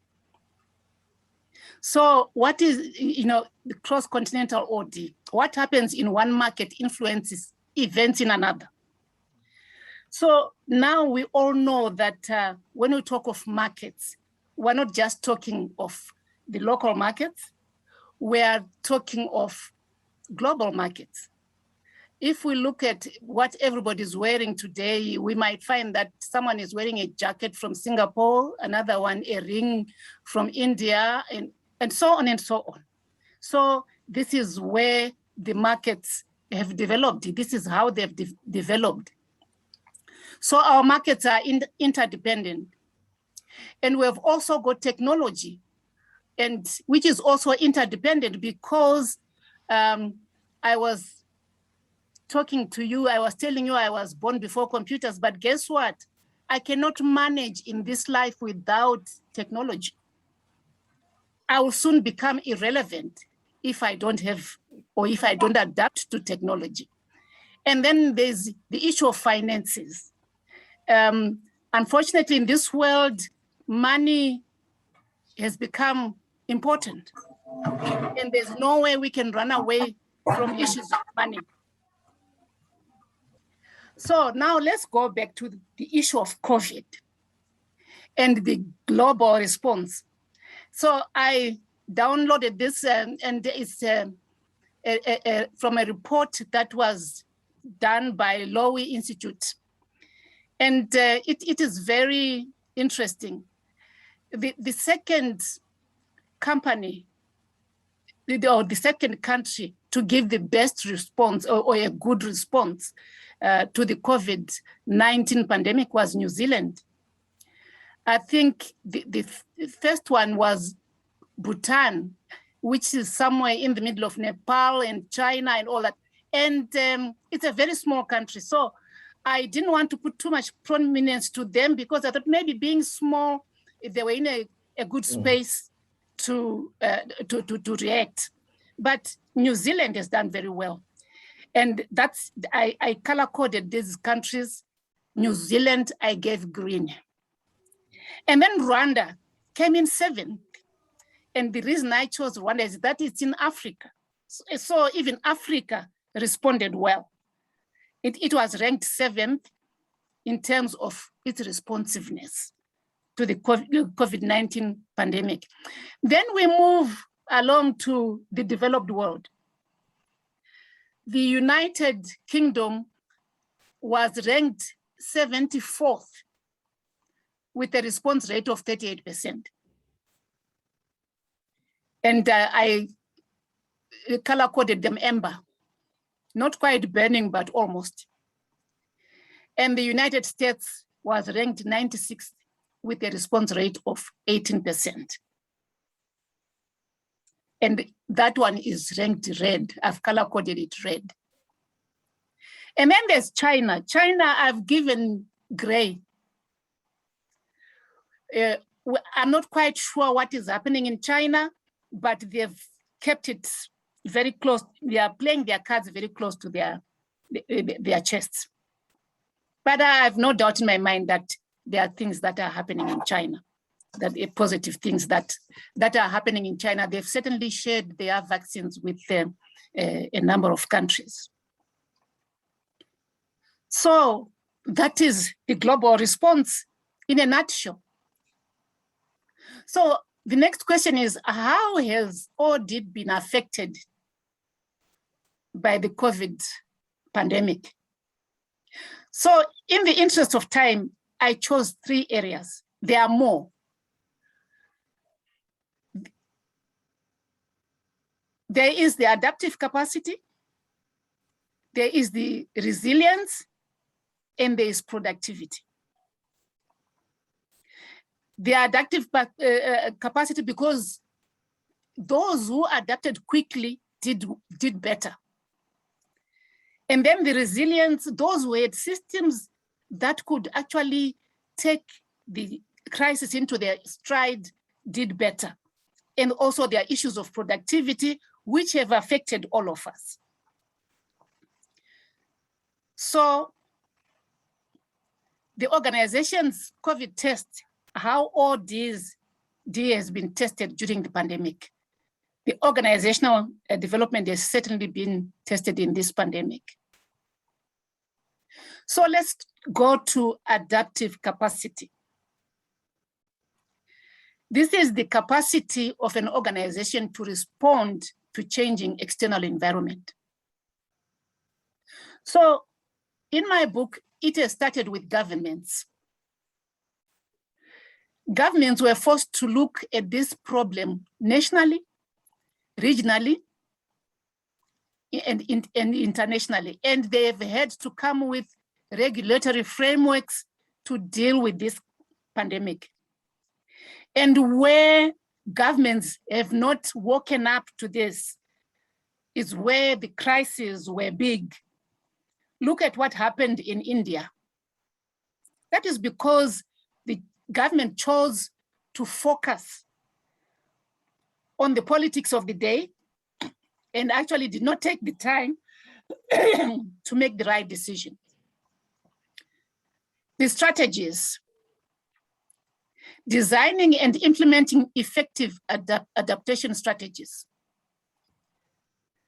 Some strategies at government level have been to close their borders. Certainly, I know that that is part of why New Zealand did so well, because they were quick to say, let us close our borders for now. Let us deal with the problems that are within our country, and let us not introduce other problems. So those are strategies. And then resources. This has affected resources, human resources. Human resources, because a lot of people have actually died in many countries through the COVID pandemic. So a lot of countries right now, particularly developed countries or the originally attractive markets, are now actually have to look outside for more human resources. They're actually having to advertise. I was driving the other day and I saw a very big sign that Canada is taking immigrants. So if you want to immigrate to Canada, we can help you. Because the human resource or some skills may have been depleted. There's also the issue of financial resources, and governments in particular have had to actually spend a lot of money to deal with this pandemic, right from getting the vaccines and making sure that their citizens have been vaccinated. And then the social capital. Then we go to systems. And then how do we create and manage corporate memory under these circumstances? In organizations, young managers have died with their knowledge, with their corporate memory. So this it continues to be a challenge. And it also has become a wake-up call to all of us to actually make sure that our corporate information is well documented and it's well preserved and it's accessible to all. So let me talk about the adaptive capacity. So like I said before, governments have provided legal frameworks that influence adaptation, choices, and decision-making. They also have the role of protecting their citizenry by crafting appropriate legislation and providing protection through vaccinations. In my particular market at the moment in Zimbabwe, we are having to work up to 3:30 and go home. And in fact, a lot of the organizations are having to work with 40% of the workforce, and everybody else has to work from home. So those are some of the regulatory frameworks. And then the multi-governmental influences, that is the one in which the organization exists and those of the markets in which it operates in. So it doesn't matter how well you do in your own country, in your own organization or in your own country, particularly country, you still need to interact with other markets. And what happens in other markets affects you. And intergovernmental cooperation and support. We have seen other countries that have got the capacity assisting those that have got less capacity, particularly with the vaccines. What is the motivation of doing this? Yes, it's because it's out of the kindness of their hearts, but I think over and above that, the sooner we actually harness this madness and contain it, the safer everybody will be globally. Because, we have had to actually limit travel. A lot of airlines are now grounded because of the fears of what happens if we continue interacting as different markets. So in strategy, let me go to strategy. We need to allow a degree of flexibility in strategic decision-making. And this is good, and it may be bad, but it has got some good points, which I will bring out later. There should be an accurate understanding of exposure and local implications and what can be done in a particular market. And there's also regular risk and vulnerability assessments and the reprioritization processes. And the people that have done well and the countries, the markets that have done well have actually focused more on this assessment on this risk assessment. Because unless you actually identify the risk accurately, you cannot come up with the correct strategies to address them. And resources. I've already talked about the human resource. Because of the casualties that we have, the magnitude of casualties that we've had globally. There's also the financial and the social resource. And access to adequate resources and their mobilization for adaptation. These resources also incorporate even the vaccines themselves. And also understanding of the likely resource implications of COVID-19 related decisions. Some of them are probably temporary while we have the COVID-19 situation, but some of these decisions might actually, we might find that they are useful for us even after this COVID is gone, if it ever goes. And systems, there has been a need to create novel management systems to facilitate adaptation. It has been very, very difficult, but I think we're getting there at a global level. Some better than others, of course. Adaptation is a learning and iterative process. Systems create corporate memory and allow for faster adaptation. So we need to see that we've got the right systems in place. Lack of systems in organizations in which there is high or short-term staff turnover can be detrimental to adaptation. So that is an area of focus for most organizations. Are our systems appropriate? Do we have systems that are resilient, that can take us through this? So the next thing is resilience. This is the ability of an organization to anticipate, to prepare for, respond, and adapt to incremental or sudden disruptions in order to survive.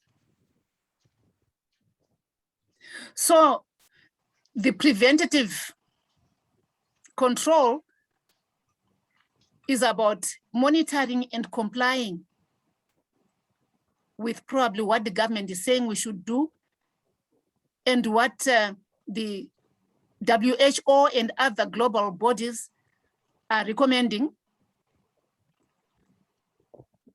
Mindful action, noticing what is happening and coming up with solutions ourselves.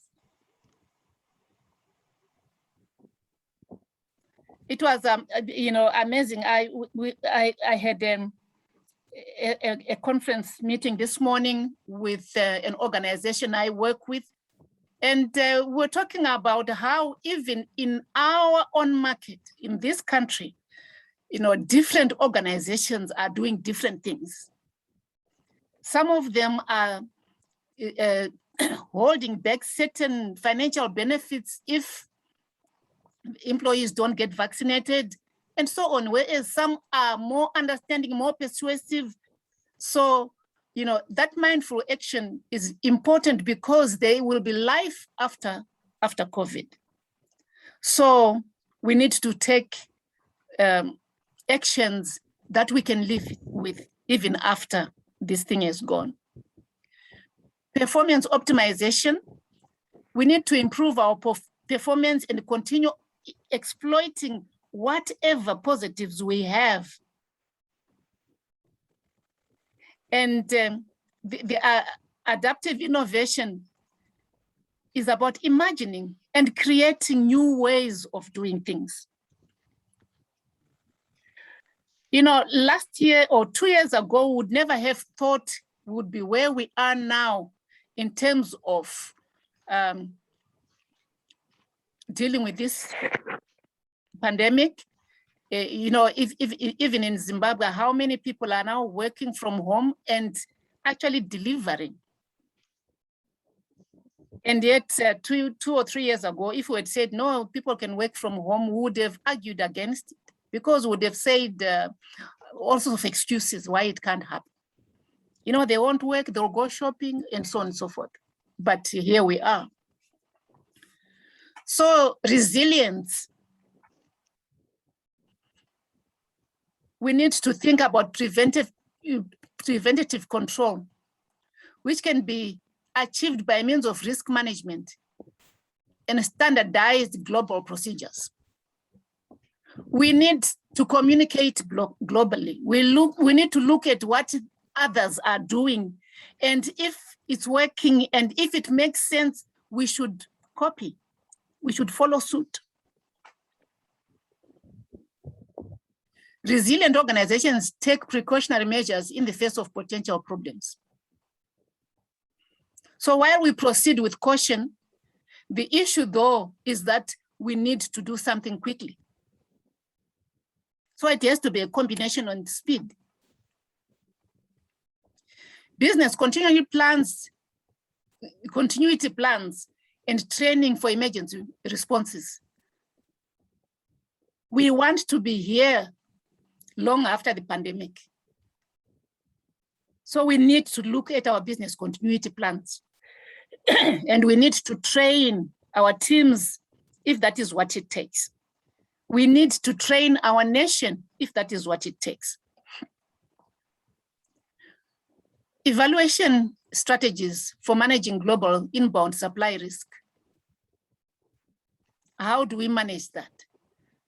Because it's no longer just about us isolated in our own countries, because some of our markets are out there. Imagine if we were importing something from India at the peak of their problems. We would be worried, would be concerned, but how do we address that? What are our strategies for dealing with that? Mindful action, which concerns proactive management and a culture that is focused on noticing and responding to threats and opportunities. We are under threat, ladies and gentlemen, so we need to keep our minds on what the solutions can be. We should also have a healthy uneasiness about what might go wrong, which enables organizations to remain sensitive to all possible threats. We cannot, be in a comfort zone. The time for a comfort zone is gone, or it's moved for now. Maybe it will come back. We're also learning from global mistakes and successes. I have told you about New Zealand on the one hand and America on the other. And we need to draw lessons from that, lessons that we can implement.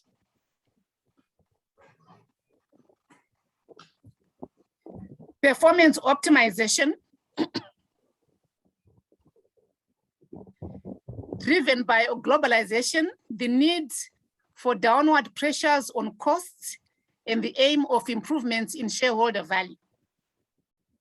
At the end of the day, the shareholder still wants their pound of flesh. And they should, because if we don't give it, there will not be an economy to talk about. There should also be improvement, refinement, extension, and exploitation of existing assets and competencies, technologies, and paradigms in response to the global shift.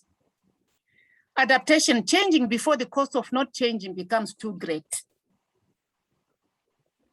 systems-wide changes across borders and boundaries, multidimensional and fundamental changes.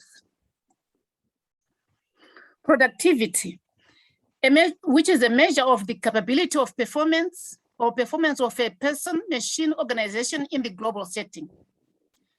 Now there's remote work, which enables productivity. You don't have to be in America to work in America. You can do it right here in your house through remote working.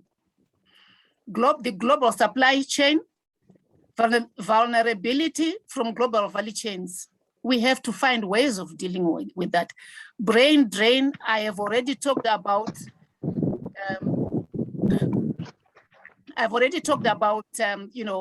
Other markets now looking for immigrants, resource allocation, human capital, and resource reallocation. So remote work is about adapting global practices for managing and monitoring remote work. We need to move with the times because we cannot. Dr. Grace, please we're running out of time. Thank you very much. Okay, I'll wind up just now. Thank you. And the third world countries rely heavily on global infrastructure. So we need actually to sharpen our skills and our act so that we can fit into that remote work situation. Let me move on quickly. The brain drain is going to be worse because our workers are going to go to more attractive markets. So, and in the resource allocation, COVID-19 has restricted the mobility of people, which has showed geographic, local and global, and sectoral labor reallocation. Foreign investments in developing countries has decreased as funding nations have had to reallocate their funds to actually dealing with the COVID-19 pandemic. So I think this is my last slide, probably. The global new normal. It is not a uniform thing. Different countries have chosen to respond differently. It is not a one-size-fits-all situation. Global vaccination is not consistent. There have been many variations depending on the insights and foresights of different governments, as well as global relationships. Some countries have actually donated vaccines to other countries to assist them. Organizations need to capitalize on the few benefits that have been created by the COVID-19 era and make these permanent. The issue of working from home, probably saving on rental space for offices. The need to be forever conscious of similar challenges in the future. The need to be risk alert. When I was preparing for this, I thought quickly, and this is one of my last comments. I thought that, these pandemics seem to come every 100 years, which is very, very unfortunate because by the time you have one, the people that have got the experience of dealing with such a pandemic are all gone. True. So we need to leave documented information for our children and grandchildren so that when their turn comes, they will also be in a position to deal with whatever pandemic is on the way. I would like to thank you very much for this opportunity. Thank you very much, Dr. Elizabeth. Thank you. The key point for me is what you just said, the last point you just gave us, that the pandemic happens after every 100 years. And when the next one comes, a whole lot of us who have these experiences would have been long gone. That is profound. That is important. Thank you very much, ma'am. Now, do we have any questions from the team, from the house? Any other questions? Thank you very, very much. The COVID-19 is impacting the whole world. There is nobody who would say he or she has not been impacted. If it has not impacted you directly, it has impacted the place of work. Okay, so it's really very important that we pick or we get key insight from what Dr. Elizabeth has actually shared with us. Any questions, please? Any questions? If you're not comfortable to be audible, you can just type. Okay, I think Dr. Patrick has a question. I saw one question earlier on. Yes, and yes. we have 2 hands up to manage time. I see the hand from Victor and Priority. And Dr. Dotun.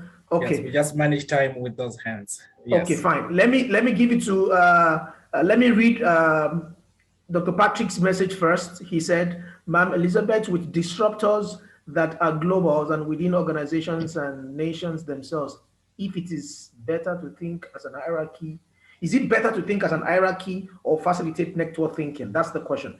With all the disruptors, what he is asking is it better to think as an hierarchy or to facilitate network thinking? Dr. Elizabeth. Obviously, network thinking is far better. Because if you say, if we go with hierarchy, we're talking about the people at the top, maybe they are clueless themselves. And certainly they may not have the, what do I want to say? They may not have the advantage of actually being digitized or at the right level and what the possibilities could be. So certainly, network. Thank you very much. Thank you. Now we have those. Dr. Dotun, can you go ahead, please, with your question? Okay, thank you so much, Doc. That was a profound one. My question is on adaptive capacity. Now, number one, on COVID, because there have been so many arguments around for or to, should organizations mandate their members, staff members, to be vaccinated? And if not, should they stand the risk of losing their jobs? That's my question. This is a very interesting one that we're all wrangling with in our various organizations. There is the issue of what are my rights as an individual, and then there's the issue of what are the rights of those people that I interact with. If I refuse to be vaccinated and then I get infected, I get positive, and then I interact with people and pass it on to them, how fair is it? But my comment for that one is that whatever organizations decide to do, it has to start with legislation. I think when you are in your own particular organization, it is important that you persuade people. Try and persuade people to be vaccinated. But if you start forcing people, then it has to be legislated first, because you could actually go into a lot of legal problems. Thank you. Thank you. Yes, can I just say something quickly? Sorry, I don't have where to raise my hand, but I want to make a follow-up of the conversation there. Okay, go ahead, ma'am. Okay, thank you very much. Very, very quickly. I want to say, ladies and gentlemen, the problem that I'm seeing wherever and everywhere in the world is that people are just looking at be vaccinated, and then there are people who are now labeled anti-vaxxers, what. But are people really reflecting and checking why these people are not accepting to be vaccinated when they also know the issues? We have a lot of other issues which are behind there, which are not even conspiracy, because we still want to understand these vaccines. You will find that if we were to check right now, I was listening to Australia, they were saying they stopped the vaccine because the people who were vaccinated tested HIV positive. Did we not hear that? And many other issues of fertility and what have you. People sometimes just deny these things without also any evidence. And so for me, I've found it most unfairest to just hear one side of the issue and force everyone to be vaccinated. Thank you. There are many effects. Thank you. Dr. Elizabeth, go ahead. You wanted to follow. Yes, I think this is why we cannot, unless it's legislated, we cannot force people to be vaccinated, because they have their own views, they've got their own angle where they're coming from. So it's a give and take situation, but my personal feeling is that it is better to be vaccinated than not. But if people don't want to be vaccinated, say you are an employer, do you have a right to force them? Probably not. But if the government says we've brought out a statutory instrument to say everybody should be vaccinated, that's a totally different thing. Okay, thank you very much. Mr. Victor, can you go ahead, please? Ma'am Fumbi, I'll get to you, ma'am. Please hold on. Yes, thank you. Go ahead. Thank you, Go ahead. Doc. Thank you, Dr. Mamukwa, for the wonderful presentation, interesting insights. My question was actually in line with what Dr. Tutun and the other speaker just highlighted, but maybe just to add on to that, I would want us to or maybe to find out from the participants or from Doctor as well, the perspective that there are now riots or what do you call them, revolts from people in other countries who are arguing that you can't force us as a government to vaccinate. This is affecting the economy, the finances. How best can we go about this as leaders, as organizations? I know this has been partly responded to already. Maybe we might not want to spend more time on that, but just concerned about how this issue is being handled. It's an issue of our, Dr. Mamukwa said, mindful action. When we look at issues of resilience, we also want to manage economies. How do we balance the act as leaders? Yeah. So, thank you. Yeah. Thank you. Thank you very much. Who else has, okay, somebody said, okay, Ma'am Fumbi said it's an error. Okay, quickly, I'd like to recognize the presence of Dr. Yabo. I wanted to say something. I put it in the chat panel because I don't have a function. Okay, go ahead, ma'am. Go ahead. Yes, very quickly. I just wanted to say what Dr. Mamuka said about documenting for the 100 years is something else which is important. Adding on to that, I want to say that we also need to say during recruitment, let's have a mix of ages, a mix of gender, particularly age will help in succession issues. Now age will also help in the skills that are lacking because we have the ICT skills divide. They're born before computers and this one. Some are, but everything is now being driven, it's ICT driven. Even when you go to industry, we have the fourth industrial revolution came in 2016, and you will see that your company, your business will collapse if somehow you are not automating your systems and trying to get the young ones who can run with it, digital marketing and all. Thank you. Thank you very much. Thank you very much. Can I just say something quickly about succession? Yes, please. Yes, please. Go ahead, ma'am. The challenge we have actually right now is that there's premature succession when young, like in organizations, young business executives go quickly because of COVID. And it has happened in a number of organizations. So I totally agree with her that we should actually have a combination of age groups. And someone said to me this morning that, 65 is now middle age, 65 and above is now middle age. So there might be merit in now mixing the young, the middle-aged, and the old if they're still energetic, because you never know where it's going to hit. And then at least that could be a strategy. Thank you. Thank you very much. Thank you very much. I would like to recognize Dr. Yabome. Dr. Yabome would be our keynote speaker by tomorrow. We would like to recognize your presence. I'm being notified that you might be leaving very soon, but we thank you for being here today, and hopefully we'll get to hear. Okay, she can hear me. Hopefully you will be able to hear you contribute tomorrow. And if you have something to add, thank you very much, ma'am. Yes. If you have anything to add today, please, ma, go ahead. Any other engagement? Please, ma. I'll just add in chat, and sorry not to be on screen. It's early my morning, and I'm juggling around here, but I'll be online tomorrow. Thank you. Thank you. So who's the priority? There's somebody's hand up. Priority, I don't know who that is. Is that a name or? It's a name. It's a name, right? Yes, sir. Okay. Thank you very much. Okay, go ahead. I have one question, and the other one, it was already asked by Dr. Dutton, so I'm not going to repeat on that one.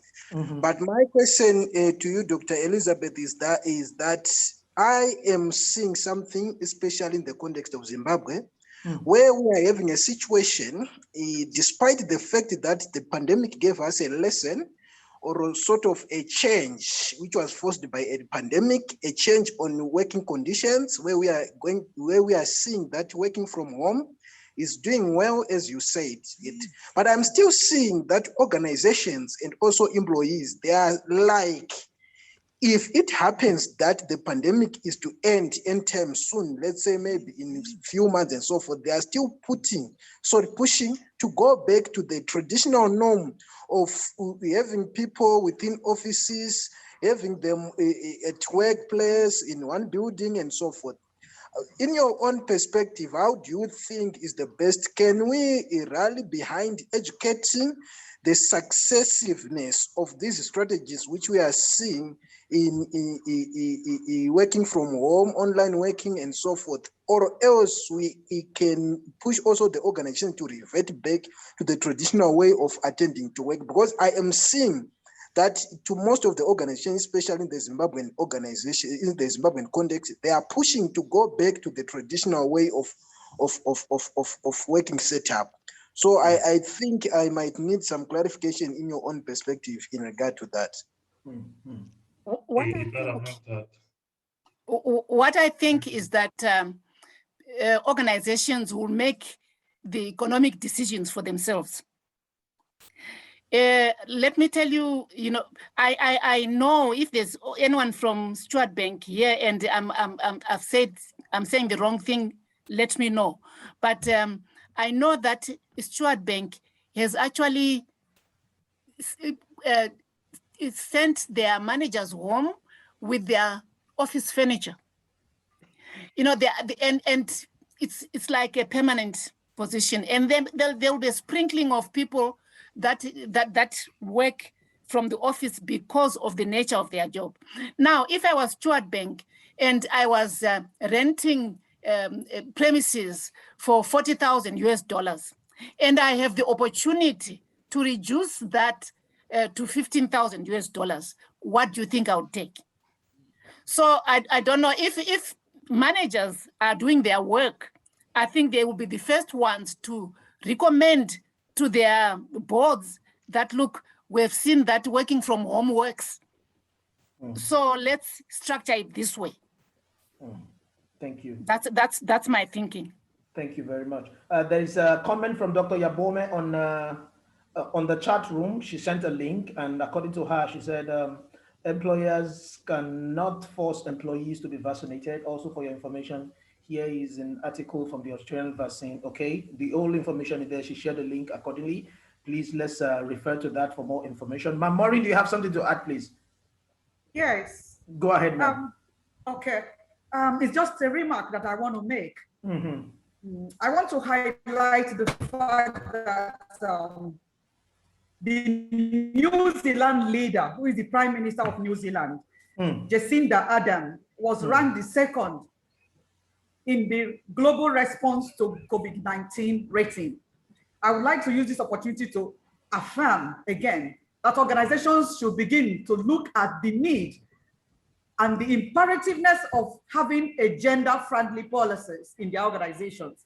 It is proven that women are very good in management. Women are great leaders. They are very, very responsive to crisis.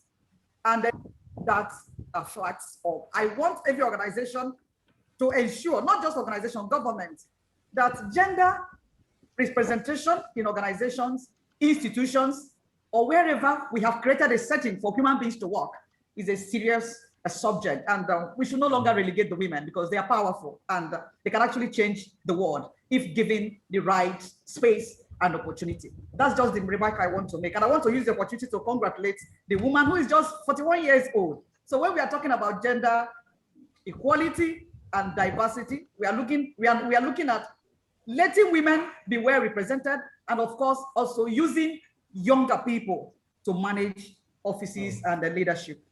Thank you very much, Dr. Tosi. Thank you very much, Ma'am Maureen. You know I'm with you on that. You know I'm with you on that particular issue. Thank you. I know.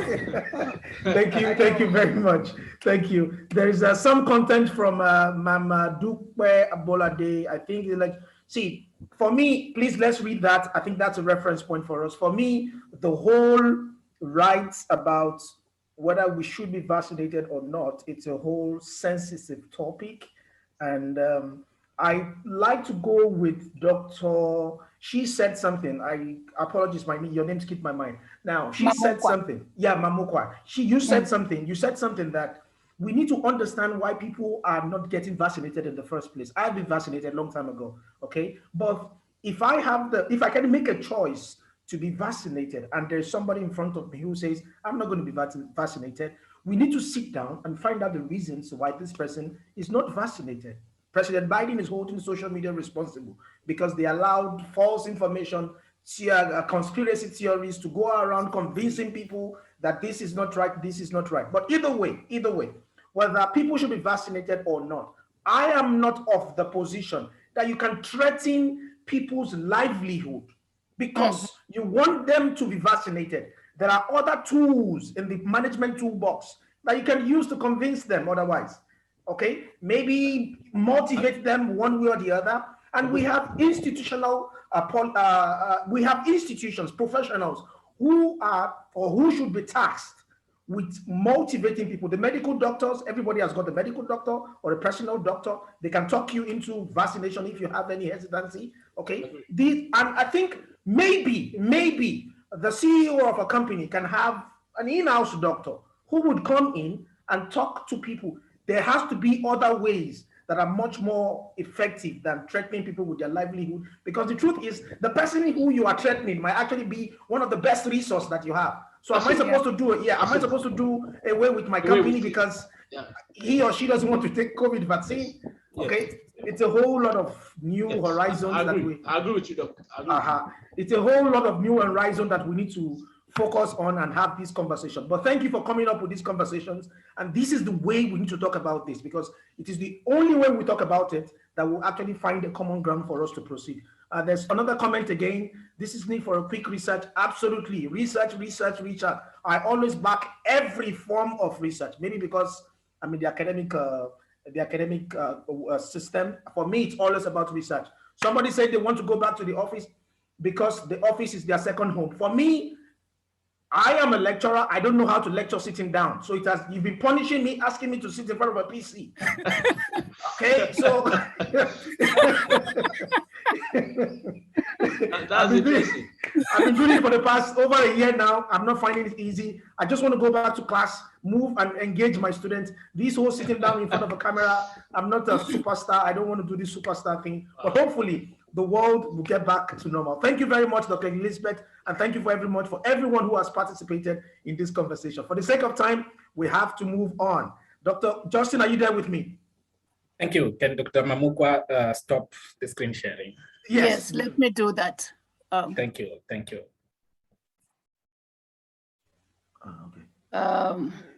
Yeah, you just need to click, leave, stop sharing. Is that okay?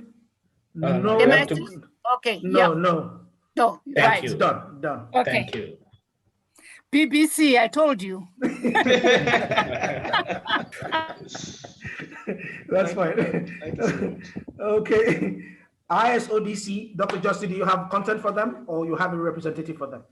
Thank you so much. Dr. Roland is here. He's the President Emeritus of International Society for Organization Development and Change.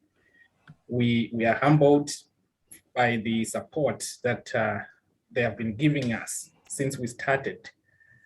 You know, it's very strange for a small organization to be accepted for partnership, especially in Africa.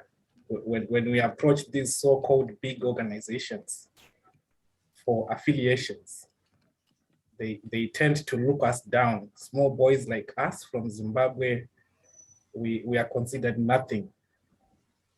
But when we approach the International Society for Organization Development and Change, they welcomed us with both hands, and they've been working with us along this journey of advancing OD and change on the continent, the same as have happened with UNICAF University. They're going to make a presentation shortly. EODC in Canada, and just recently, the Institute of Organization Development, they're going to speak soon after ISODC. Okay. So a wake-up call is for organizations to appreciate young minds, small boys like Justin and other boys we have and girls we have. When they come up with the ideas and they are looking for partnerships, they are looking for support. We need to remove the ego of we have been in existence for 20 years. We can't partner with small minds. We need these so-called big organizations to really mentor and develop young organizations. And it's a wake-up call for especially African CEOs. It's very difficult for small boys like Justin, like Dotun, Tosin, and other small ladies here, young ladies here, to approach CEOs and be given a listening ear. But the world has changed, and we need normal leaders and people who are passionate about socioeconomic transformation in our different countries. So I'm so humbled by the support from ISODC. They are just a call away in terms of whatever programs that we have. So I take this opportunity to introduce Dr. Roland Livingstone for a brief presentation on what ISODC is and the mission that ISODC has as a global organization. Dr. Roland, over to you. Thank you, Dr. Justin. I am delighted to be with this body today and to spend some time sharing with you a little bit about what ISODC is all about. I want to, before I get into my brief slideshow, just comment on what I have heard thus far from the presenters. The presentation by Patrick Trottier on emergent OD, and the presentation by Dr. Elizabeth on the COVID-19 and what the impact of that it has been globally, and how she has begun to look at and write about that. And I also want to comment on what I have heard in the questions and the input from other participants. I think it is absolutely illuminating that all of you are doing what we in the International Society for Organization Development and Change have been supporting and helping organizations do for more than 40 years now in the different iterations of our organization. We became the International Society for Organization Development and Change about 8 years ago as the successor organization to the Organization Development Network, ODI, Organization Development International, I should say, ODI. And principally because we recognize the importance of bringing people together in ways that help them to understand the value of learning how to work and play together effectively, which is a phrase that I like to use about what it is that we do. So it is a pleasure, my pleasure, to be with you today and to join the OLDN 2021 annual conference and to represent the International Society for Organization Development and Change. We are happy and pleased to be in affiliation with the COLDN and OLDN board and members. And just want to share with you a little bit of what ISODC represents, starting with the vision, which you see here on this slide. We recognize that the most important thing we can do as an organization is to help other organizations strive toward a world in which all people acknowledge that we are interdependent and that the most important thing for us to do, for all of us to do, is to learn how to work and play together more effectively. We believe that the application of organization development and change principles and tools and models and theories, these are all key to helping bring this vision into reality. What I have heard thus far in the conversation here this morning really warms my heart with a sense that all of you who are present here in this conference are already working toward helping this vision come into reality, not only for ISODC, but for all of your organizations as well. Our mission as an organization is to help others see organization development and change as a highly respected profession. Many people in organizations don't understand what OD is. And so part of our mission is to help to build the field of organization development and change in such a way that those of you who are operating as practitioners or as academicians in the field are recognized and seen as respected professionals. We do this by adhering to a code of ethics.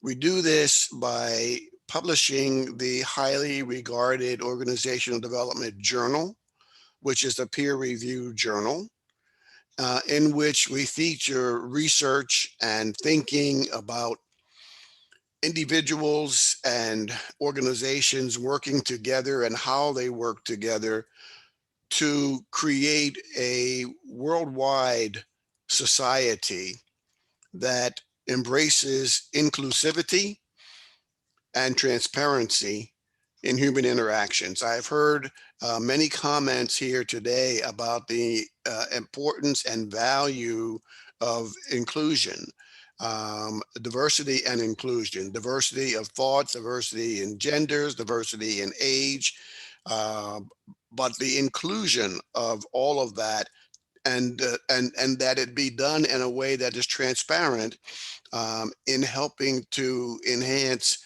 the most effective and productive human interactions.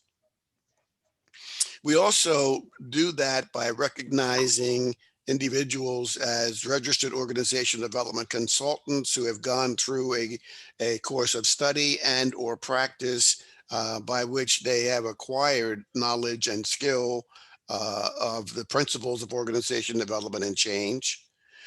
And we also do that is to say, we seek to accomplish our mission by affiliating with worldwide organizations that are representing organization development and change professionals, much as COLD is doing and the Organization Leadership Development Network. We currently have affiliations with other professional organizations in Lebanon, in China, in India, in Canada, and with several organizations and educational institutions across the United States. So what is ISODC? It is the leading international body of its type. We are engaged in innovative research and support research. We support education, publications, and offer consulting and advisory services to other professional organizations, corporations, and educational institutions. So as you see, businesses, nonprofit organizations, NGOs, governments, consultants are all clients, if you will, for ISODC. And we seek to offer our knowledge, our skill to all such organizations so that they can become as effective as they might be in their pursuits. We are organized as was indicated when the organization of COLD was presented with a board of directors and a slate of officers who help us as we seek to move toward accomplishing the vision and engaging in the mission of ISODC.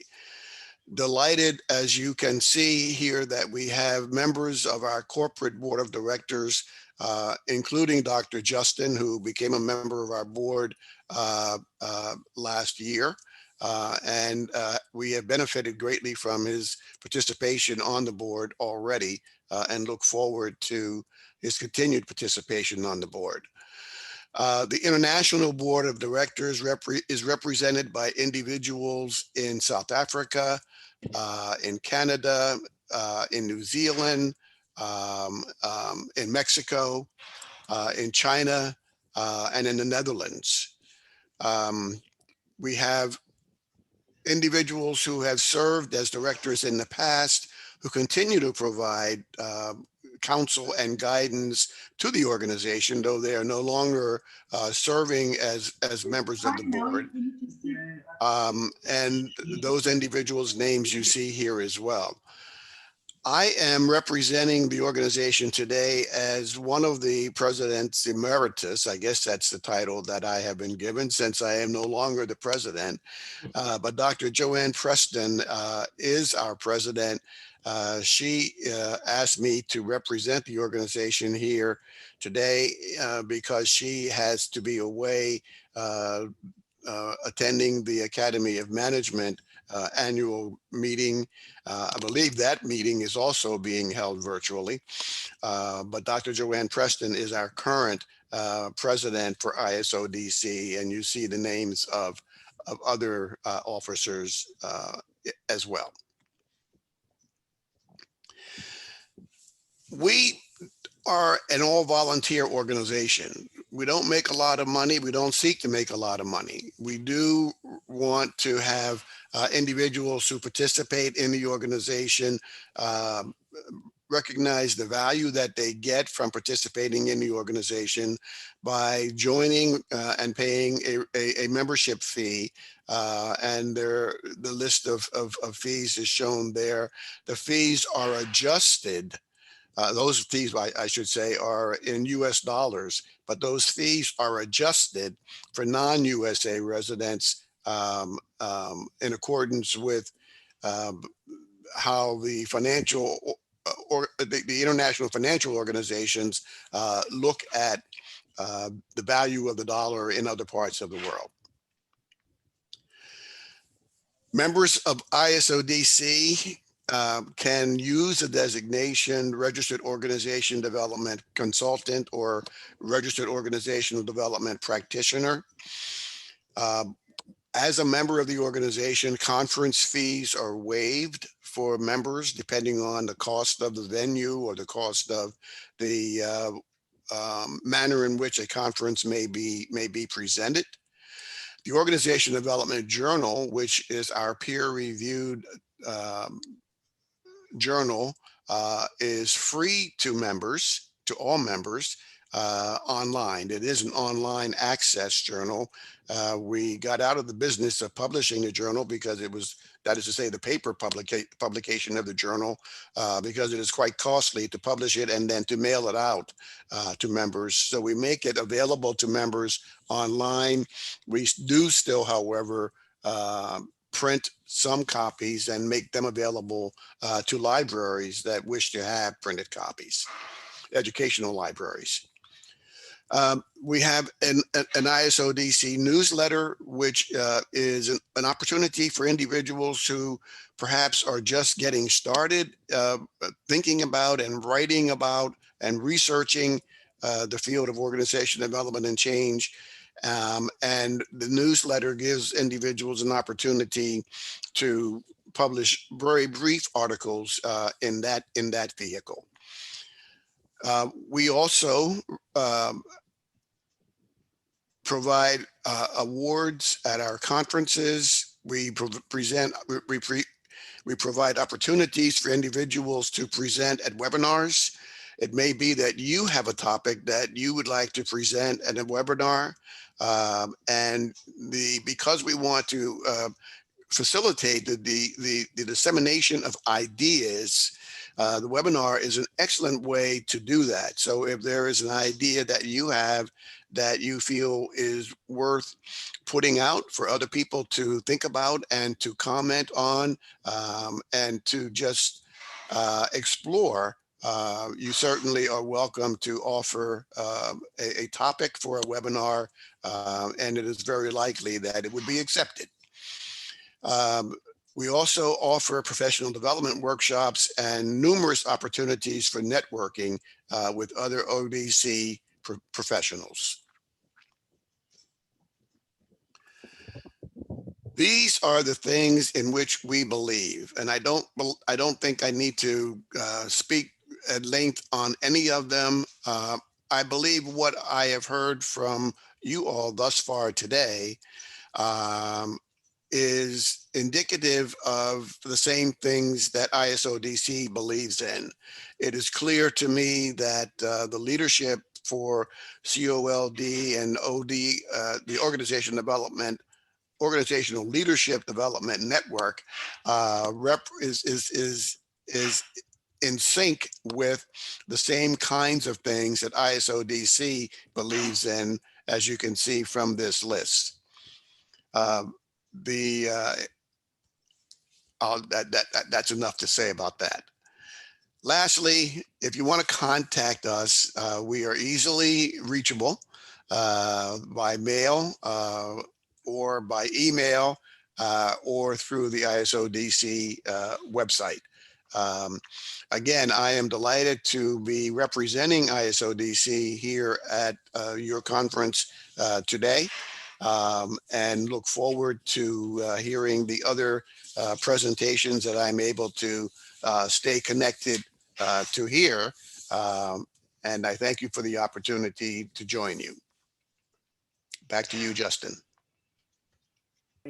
Thank you very much, sir. Thank you very much. Thank you. That's very comprehensive and elaborate. We appreciate your support continuously, right from the beginning till date. Dr. Justin, are you there? Yes. Thank you so much. Are you with us? Yes. Okay. Just a brief presentation in under 5 minutes from Mr. Priority regarding the buffet segment before we go into the other formal presentations. Mr. Priority, are you there? Okay, thank you very much, Doc. Good evening, everyone. Good evening.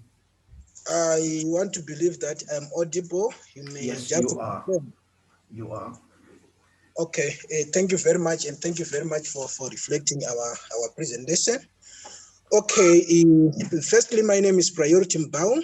I'm the coordinator of the buffet segment, which is banking, accounting, finance, and economy.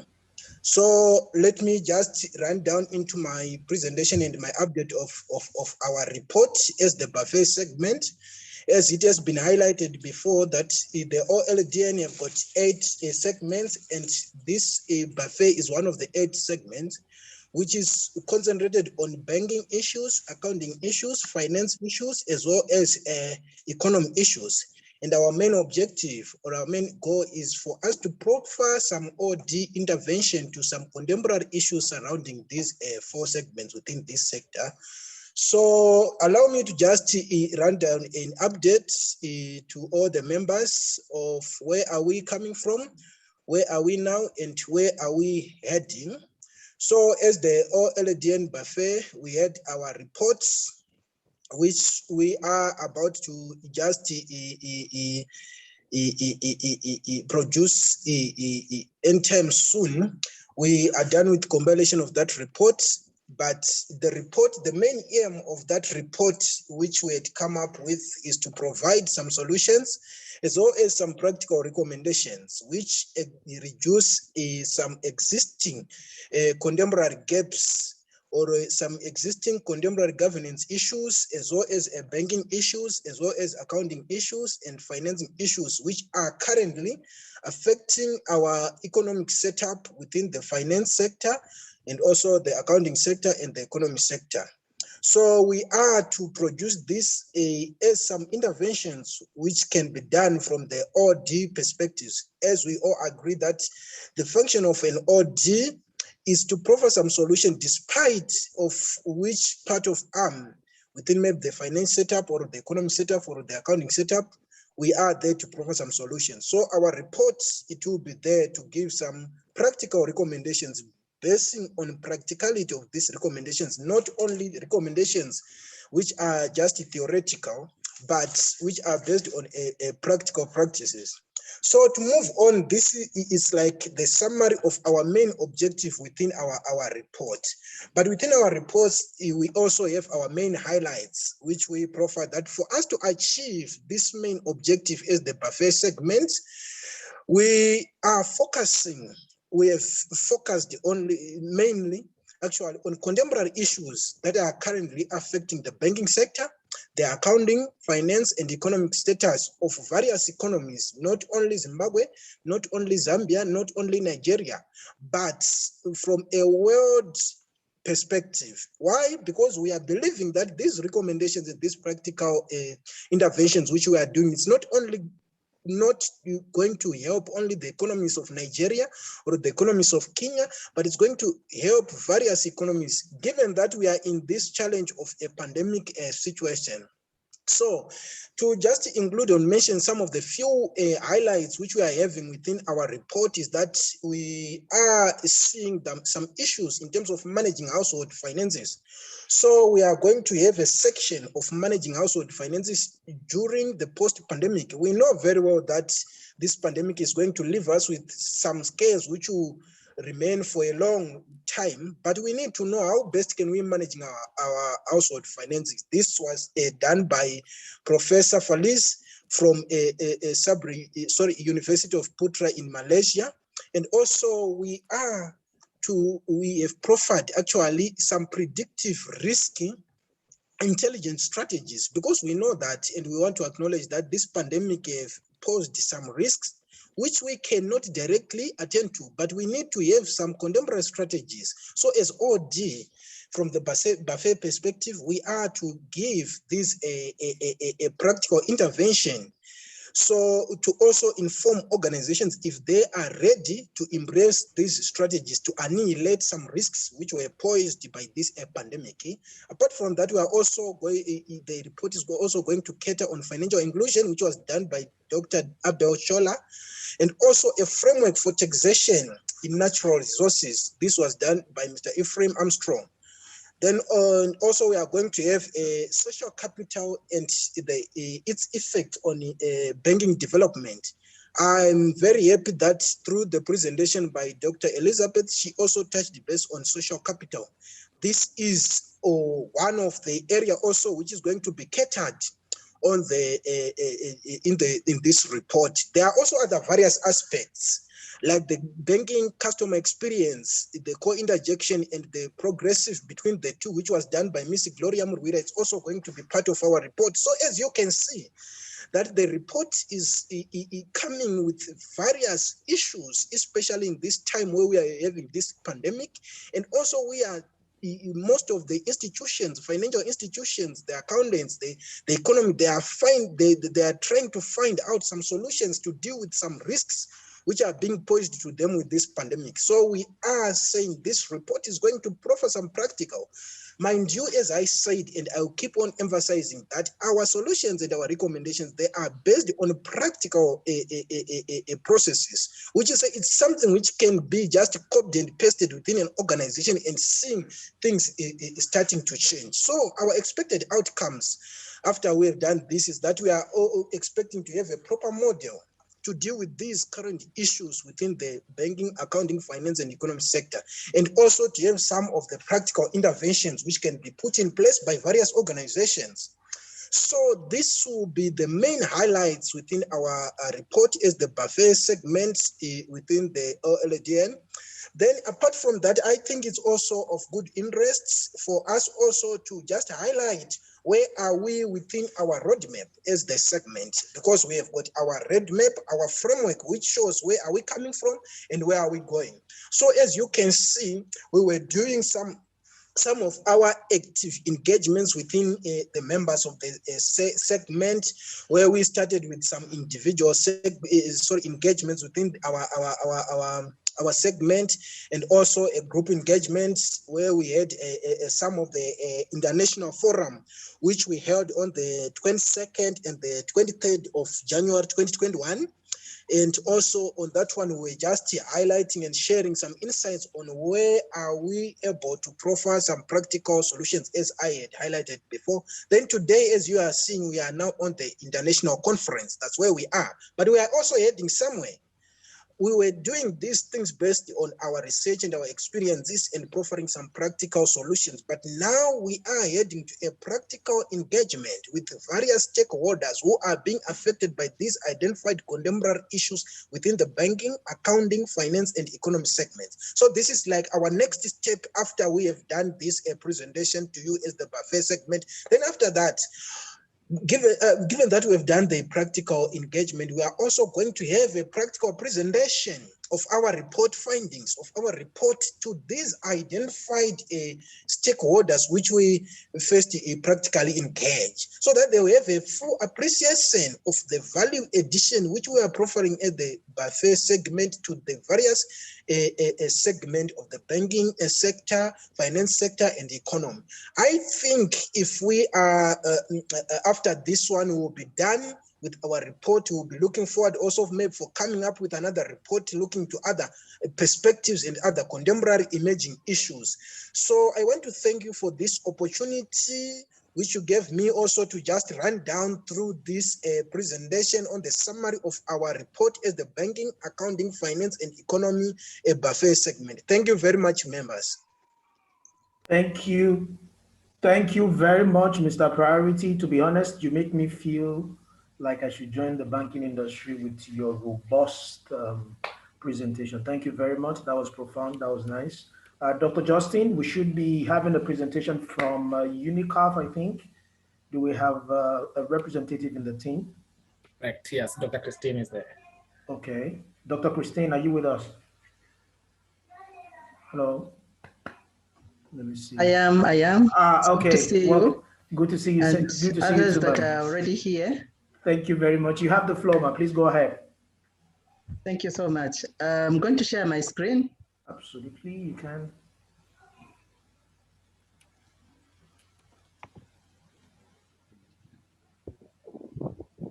Can you see it? Yes. It's coming up. Not yet.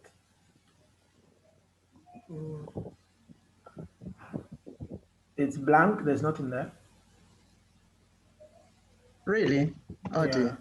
Yes. Oh, yeah. Good. You can see now. All right. Okay. Okay. No, thank you very much. Thank you. So this is UNICAF. UNICAF is a university that I'm going to be talking about university in Zambia. But you will find UNICAF University in Malawi. There's also UNICAF University in Zimbabwe. And we also have just opened another university in Uganda. But the university I'm talking about here is UNICAF University in Zambia. And some of these, the corporate scholarships and the partnerships are also going to be similar in nature in the other universities that we have right here in Africa. I'll move on. So UNICAF is a leading online platform facilitating online delivery of affordable, flexible, and high-quality university education to eligible applicants in Africa and the whole world. Currently, as UNICAF for Zambia, we have students that are coming from over 156 countries in the whole world. And so you can imagine, and because our mode of teaching and learning is online, I think we are the gurus in online education. And with the pandemic, from what has been said, we have not been affected at all. Our students have continued learning as per normal. The only thing that we have done is to get the people that are working in the offices to begin to work remotely. Otherwise, most of our lecturers are part-time. So they have continued as well, delivering as per normal. So for us, it has been the normal, not the new normal. We have remained probably in our normal. And it is based in Europe and is part of an international education group. So our headquarters are in Cyprus. And more than 30 years of experience in the international education market, and it has already awarded over 100 million worth of scholarships. I don't know how many universities have been able to do that. So together with our partners, we have positively transformed the lives of more than 43,000 students as UNICAF Global. So when we speak of UNICAF, you can see those are some of our connections that we have. And these have all talked about UNICAF. Imagine Forbes, Goldman Sachs, you imagine CDC, and many others. We've appeared in all these organizations. And I'll just show you from that particular map, just to show you where the 100 million worth of scholarships and 43,000 plus lives which have been changed. The UNICAF Corporate Scholarship Scheme enables company employees to study internationally. So when we get in partnership with professional organizations, then we offer them scholarships. And even individual applicants, when they do apply, there's always an offer of a scholarship. And I'm sure if you want to know about us, immediately you log into internet, UNICAF always appears either on your left-hand side or on the right-hand side. We are highly marketed online.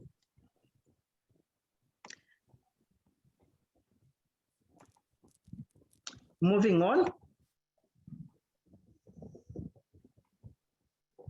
I was born before the computers, but I think I've got a bit of knowledge, except that it's a problem. It's fine. Partners that we have, we've got quite a number of international partners. We have University of Suffolk, UK. We are offering some of their courses, and they're also offering some of our courses. You can actually enroll with us, but on a course that is offered by Suffolk University in the UK, Liverpool John Moores University, the University of East London, and the multi-campus UNICAF University, which are in Africa. They are all accredited by the British Accreditation Council, as well as our local accreditation boards. So the following slides are really just looking at the different partners that have already been mentioned there. That's Suffolk University, Liverpool John Moores University, and some of the programs that are offered there. I'll make sure that I share the slide with Dr. Justin, so that anybody wanting to see some of these programs that are offered by different partner universities, people can still be able to access them. That's East London. And those are the programs that we offer from them. Most of them are at master's level. But we also have undergraduate programs as well as PhD programs. So the partnership with University of California, Riverside Extension. So we are almost like a global university, although we are based in Zambia or Malawi or Uganda or Zimbabwe. So UNICAF offers generous scholarships and facilitates the online delivery of UNICAF University International Quality Bachelor, Master's, and Doctoral degree programs, as well as professional development short courses. And we do a lot of webinars as well for organizations. And then we have what we call the virtual learning environment, which is VLE, which offers a 24/7 access to study materials. And that is why our students are able to access their lecturers 24/7. And we've got a well-equipped e-library, instructional audio podcasts and videos, which facilitates the communication of students with their tutors and fellow students in over 158 countries. It's unlikely to be disrupted with intermittent internet connection. Students can even download their information and still be able to read the information afterwards. UNICAF University degree programs are taught by experienced academicians from around the whole world. So you can actually be in Nigeria and still be able to teach on our programs. In fact, we've got a lot of Nigerians teaching. Some Kenyans are teaching on our programs. UK, we've got people that are teaching from there. So our lecturers are all over the world, just as good as our students that are also all over the world. So as I conclude, these are the programs that we are offering. If you want to apply directly to UNICAF Zambia, we've got those undergraduate programs: business administration, hospitality management, BA in English language and literature, BSc in accounting and finance. Priority, there we have for anybody that is wanting to come. Then we also have the Bachelor of Laws. And then the master's degrees, we've got quite a lot, and all these are accredited by Higher Education Authority in Zambia, validated by the ZAPA accreditation, as well as the British Accreditation Council. We've got doctorates at PhD, Doctor of Business Administration, Doctor of Education, and we've got many others, almost about 5 of them that are waiting for accreditation. And so immediately they are accredited to be able to advertise them online. So those are some of the professional development short courses that we also offer. Information technology in education. So, any scholarship for a master's degree, register within next 30 days, get access to 300 free short courses if you want any short course. Thank you very much. Dr. Christine, thank you very, very, very much for this comprehensive detail. Somebody has a question from, I think Mr. Priority has a question. He said, how can someone become a lecturer at your university? It's in the chat room. Send me your CV. Absolutely. Okay. Thank you very much. Department, as long as it is at master's level as well as doctorate level. Thank you so much. Thank you very much, Dr. Christine. One quick question, Mr. Victor, quickly before we proceed. Mr. Yes, so thank you very much, Doc. Dr. Christine, an interesting view that you brought out there regarding online lessons, and that you are one of the pioneers of online learning. I just wanted to check with you and anyone else in the world who is participating, whether there are colleges who are offering online courses but doing technical training. I have seen that technical colleges have very many challenges when it comes to online learning because their subjects are more inclined to practicals than theory. So if anyone in this environment would know how they are going about it, it would be interesting to learn. Thank you. Thank you. Quickly, okay, before we get a response. UNICAF, I may answer that quickly for UNICAF University. We don't have the technical ones at the moment, but what we have actually submitted for accreditation at the moment, courses in medicine, as well as nursing and surgery. And these we are going to be doing online. There's a lot of simulation courses that are taking place at the moment, and they can still be done online. someone can be doing surgery from India and students can still be able to follow and see. And I've also been able to see, even in some of the hospitals right here in Zambia, where the doctor who is the major doctor who is doing the surgery is in either China and is still able to do a keyhole surgery right here in Zambia. So these are things that are still possible to do. I think like some of the questions that were asked to the previous speaker, it's about looking forward, strategies that we can actually be able to get hold of and probably able to implement to make sure that we are still operating in the new normal. So there's so much that we can still be able to do. I know we've also received a backlash where we've been told you cannot teach medicine online, you cannot teach nursing online. That can still be done. Thank you very much, Dr. Christian. From Dr. Violet. Yes. Thank you very much. I just want to make a quick follow-up to what... Hello, Dr. Violet? I can't hear you. Can anybody hear me? Yes, we can hear you. Okay. Yeah, Okay. I can't hear Dr. Violet. Me too. I can't hear. Okay, let's wait for her. They've gone on to acquire their own facilities, which their students, wherever they are, they can go to. They also have partnerships in the countries where their students are, where they go to hospitals, to banks, and everything. So it's possible. The second one is that, yes, the problem is in Africa. We have not been used to teach practical-oriented disciplines. So I noticed that gap in 2020 when the COVID pandemic came.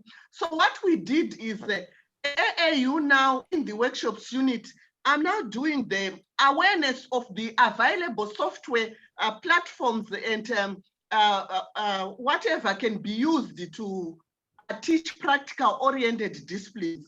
And we are having it in agriculture, in different disciplines, medicine, and we are doing it with people who are trying to teach the lecturers how they can do it.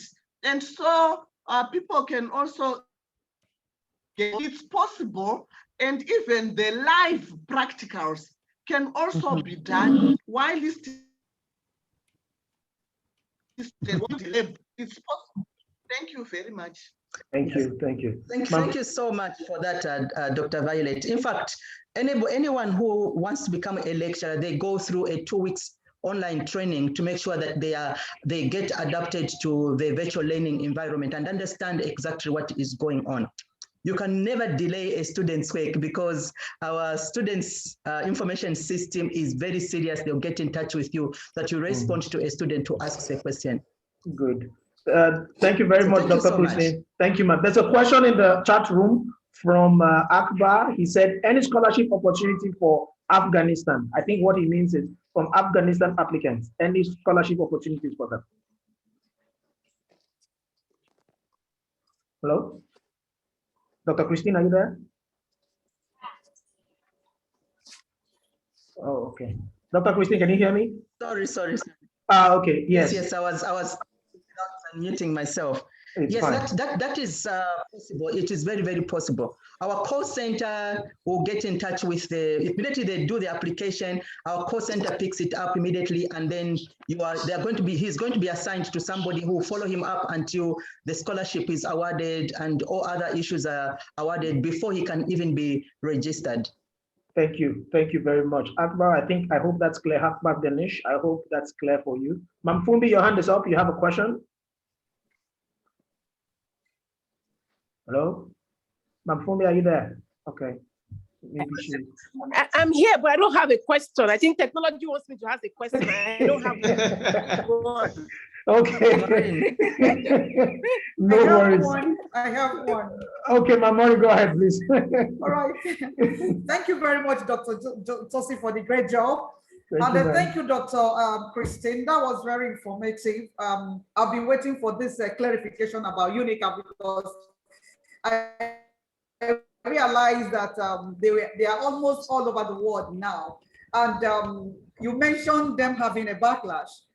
It is going to be expected because the world is not ready to be adapted to the new norm, which is learning in an environment where we never expected would be our learning environment. So my question is this: for young people that just graduated from secondary school, is there any arrangement or is there any a plan to have one-on-one engagement with these children? Some of them are still teenagers, 15, 16 years. Some are even less than that. So you said you have lecturers all over the place. You have some in Nigeria and some other countries. Yeah. So is there a way, because there is still need for this one-on-one, for this closer interaction? Everything will not just be on the internet. There has to be this kind of, because some of them still need some sort of guide apart from the classroom learning. So that is the question I have, because I may be having some candidates for UNICAF. Yeah, thank you very much. One of our adverts was done in Nigeria by the center that is based in Nigeria. And the advert shows this student telling the mother, I have been registered by UNICAF University. And the mother says, oh, very good. So when are you going to the university? And the child goes into the bedroom. And people are like, the bedroom is, you're saying the bedroom is your university. And because the child has got the laptop and it's online. And you see, that's what a lot of young people from secondary schools are having a problem with our university. We have the blended element. This is one which allows students to come into the university. So if we have got a center in Nigeria, the students can actually go to the center in Nigeria. In Zimbabwe, they do the same. Here in Zambia, they do the same. And sometimes we even have students that are flying all over from Nigeria, Cameroon, and other neighboring countries right here in Zambia who come in.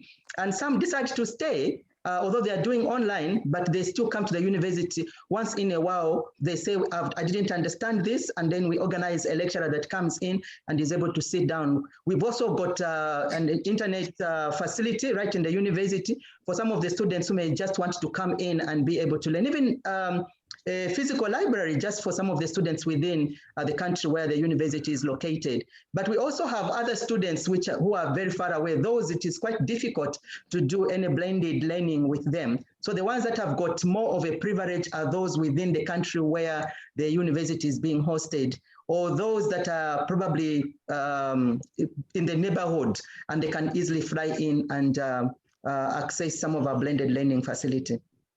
But for the students coming from secondary school, we are actually advertising for them and trying to help them understand together with their parents that online education is now the new norm. Actually, education, the future of education is going back to the home where the child is. That is where it is going to be done. And the sooner parents understand that they are also supposed to be contributing to the education of the child within the home, the better for every child. Thank you.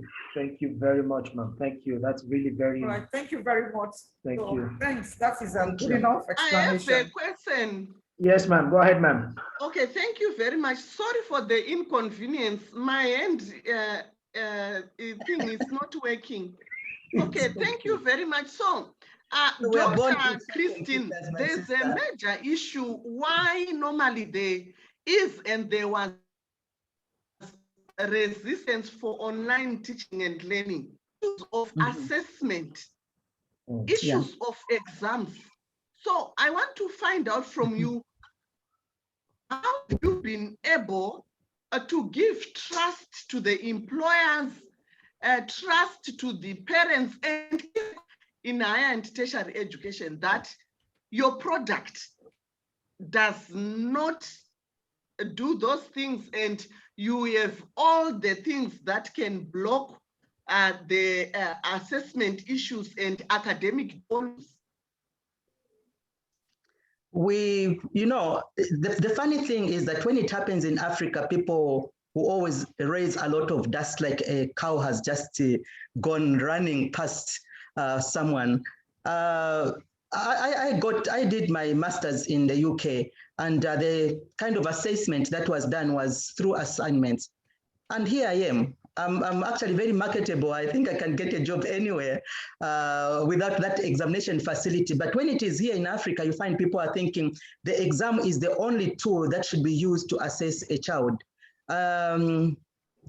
Well, because it's here in Africa, everybody will say that is okay.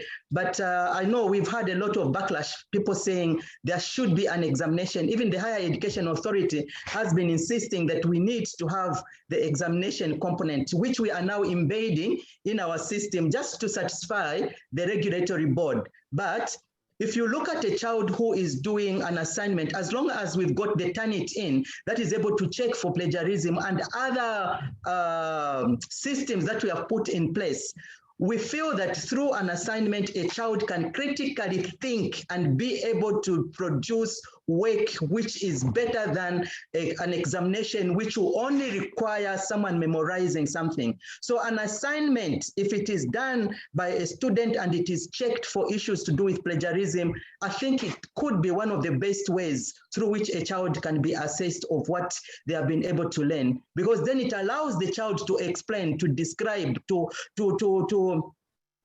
critically assess or analyze why a particular thing or whatever they were learning is done in such a particular way. And they are able to also present from their own point of view what they feel about what has been answered. So thank you very much for that. It is something that we are now embedding in our system, and so we will be having examinations where a child is locked up. I'm sure you have got these lockup facilities for examinations just to satisfy the higher education of regulatory requirements. But otherwise, we feel as a university that continuous assessments are far much better than examination.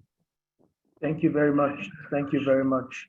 Any other questions? Dr. Violet, is that okay, ma'am? I was just saying, yes, for assignments, what also happens in the conventional institutions is if a student does not do it himself or herself and pay somebody to do it for them, and it can also happen in a setting, but that You're muted, you're muted. You're muted, ma'am. they turn it in. They've got a way that they've now manipulated, and all this can affect both the conventional and the online university. But we should take note of the other things that the students are doing. The anti-plagiarism software. I could take a day to address some of these issues on the plagiarism software. Thank you. Thank you very much. Any other contribution on that? Yes, we'll come back to it because of our time, I think. Okay. We have one more affiliated organization presentation in 10 minutes before we start our professional presentations. Professor, thank you, Dr. Christine. Professor Noble Kumau in Ghana, over to you. Thank you very much. Thank you for having me. Let me try and this is another BBC. Let me try and see if I can share share my screen. Dr. Toshi, don't laugh at me. You see me. And these BB are domineering today, but we love you like that. Thank you. Thank you very much for this opportunity. It's such a great opportunity indeed. But before I actually start, I want to take just one comment from what I've heard so far. There are plenty, but because of time, this was from Dr. Justin, who talked about condescending attitude of big organizations and their unwillingness to work with small organizations. Dr. Justin, Maureen, and all those who are where I was some time ago, believe me, it is their loss. Don't discourage. It is their loss. I need young blood like you, Justin, Maureen, to carry on where I have reached, because I can see the sun setting. And I don't want to lose all these efforts. We need people like you to carry on the torch. Thank you very much. Thank you, sir. Thank you, sir. Organization Development Institute, Ghana, we have a vision. We say building leaders to transform organizations everywhere in Africa and beyond. Building leaders to transform organizations everywhere in Africa and beyond. This is very important for us in that even the way our program is designed is aimed at achieving that. Now, for my 10 minutes presentation, I'll be talking a little bit about the good news, which is the ODI coal partnership, which was signed, it was that 21st of this month. So fresh and still so exciting. But for my 10 minutes presentation, I want to talk a bit about our relationship with the University of Cape Coast, Ghana, which is claimed to be the third largest university out of the 83 universities we have for a small country like Ghana. The OD Institute, Ghana's Organization Development Master's degree, I want to throw some light on that. This program had seriously competed with the AU-NTL program in the US, AU, that's American University, NTL, National Training Laboratory, University, when I was visiting lecturer, when Dr. Arthur Friedman was the director at the time. They envied our program. I will share a little bit of our program in that regard. We first got accreditation with the ISOC, which was formerly called OD Institute USA in 1999 for our programs.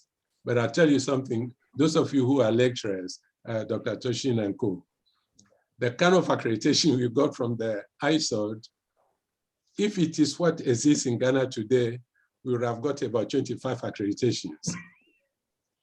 It was a question of presenting our program, being questioned left and right by doctors, professors, cows, dogs, elephants, and at the end, we got the accreditation. But in Ghana, getting accreditation, whether it's for program or institution, is so frustrating. If you're not really focused, you give up 10 times before the answer no comes. But yes, we have got it now. Then in 2003, we went into partnership with the University of Cape Coast, basically to do what we are doing now, train managers in organization development, either at postgraduate diploma level or master's degree level. The partnership as a business model then, in that 2003, was changed to affiliation after 12 years of this relationship. I'll tell you what, the partnership was just a partnership to make money, train people and make money, train people in OD.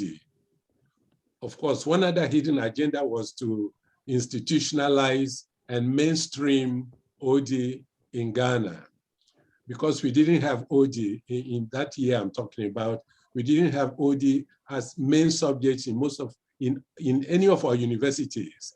Most of the universities doing HR will cover some 3 days, 1 week of OD. That was all we had then. The other thing is in Ghana, if you're a private university and you are not affiliated to a public sector university, you cannot get accreditation. And so by changing the business model of partnership to affiliation, in 2015, we also got our accreditation. As I mentioned earlier, a very frustrating experience. It gave me some more gray hair. In 2014, as I was saying, the accreditation, our National Accreditation Board was recently changed to Ghana Tertiary Education Commission. I see it's mission from there. Well, let me come back to becoming an OD consultant, which is where the focus really is. We look at the individual's desire. We look at what technical knowledge we need to share with the individual. We need to look at how we help them acquire the skills. So from the classroom, we send them to live organizations to practice. Now, at the postgraduate diploma level, they do 3 practical assignments, come back to the classroom for mentoring session to get feedback on what they have done. 3 consultancy assignments. The only difference in this case is they don't send a proposal, apply, but we use relationship to say, oh, can this person come and do this assignment for your firm? Free, no charge. For the master's degree, they do 4 of those assignments. So from that angle, the technical knowledge gets converted into skill or strengthened as a skill acquisition.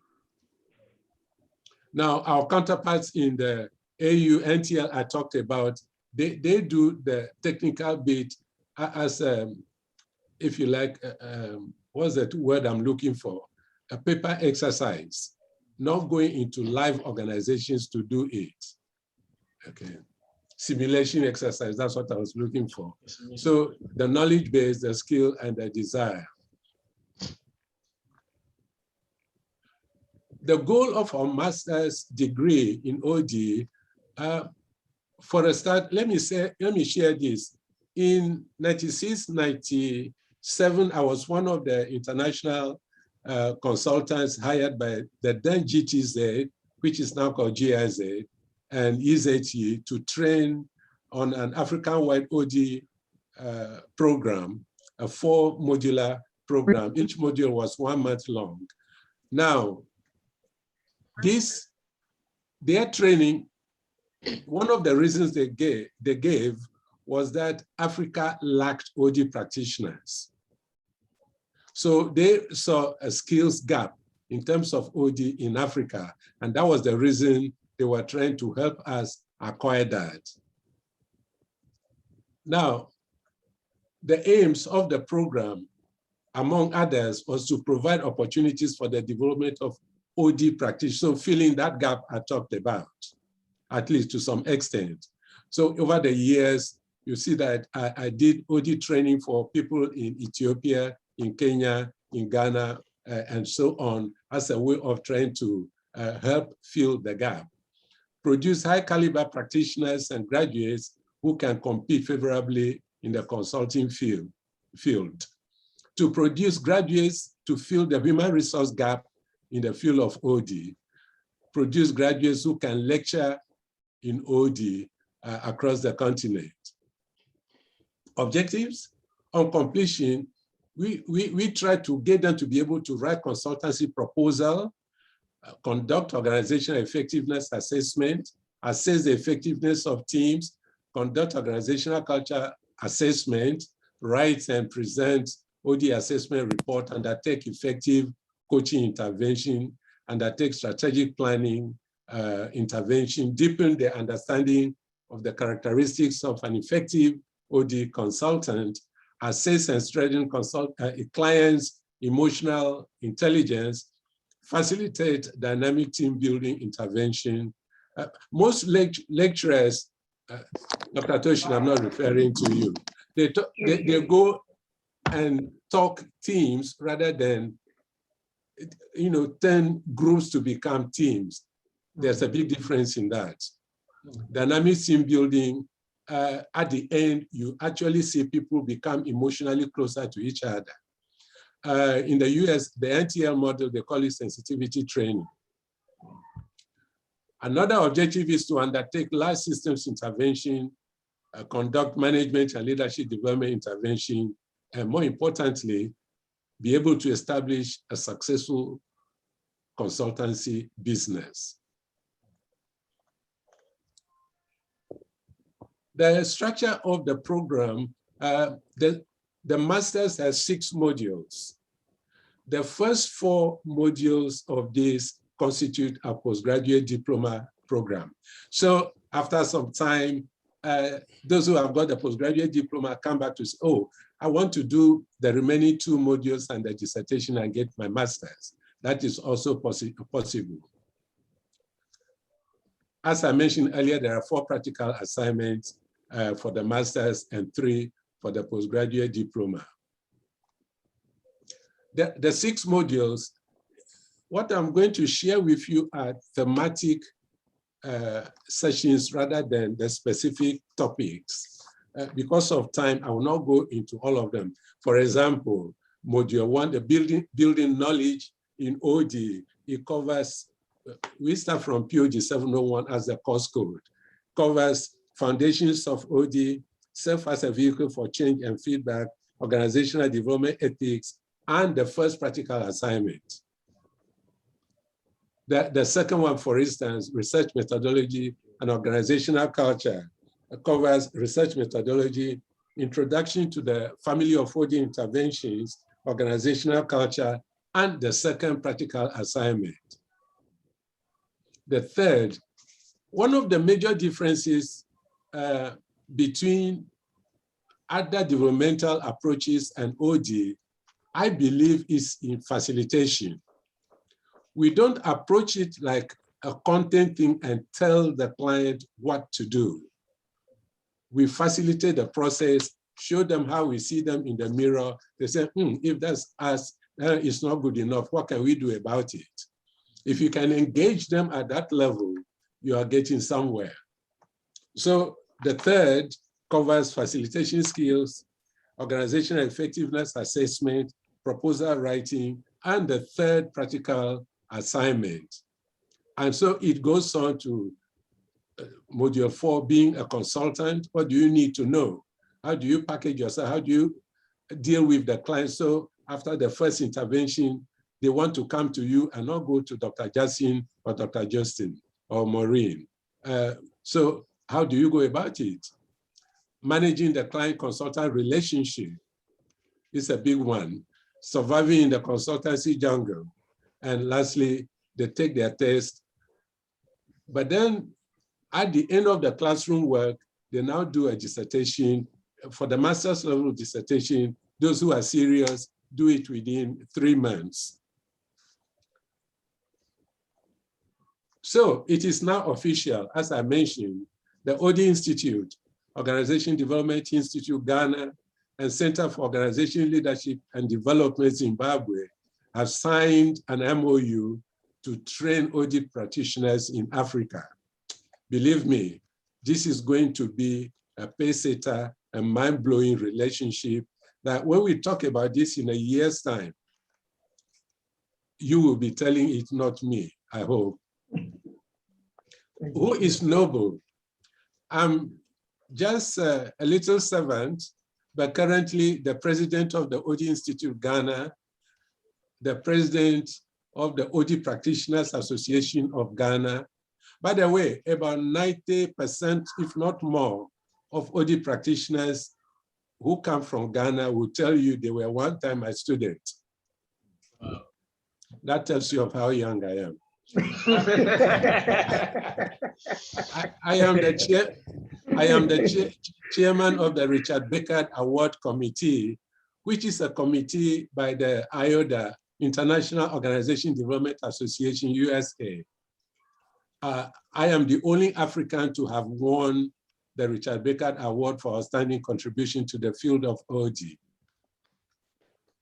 Now, IODA has existed for 34 years. And if only one African has won that coveted award, what are the rest of you doing? So come on, get involved and change the history.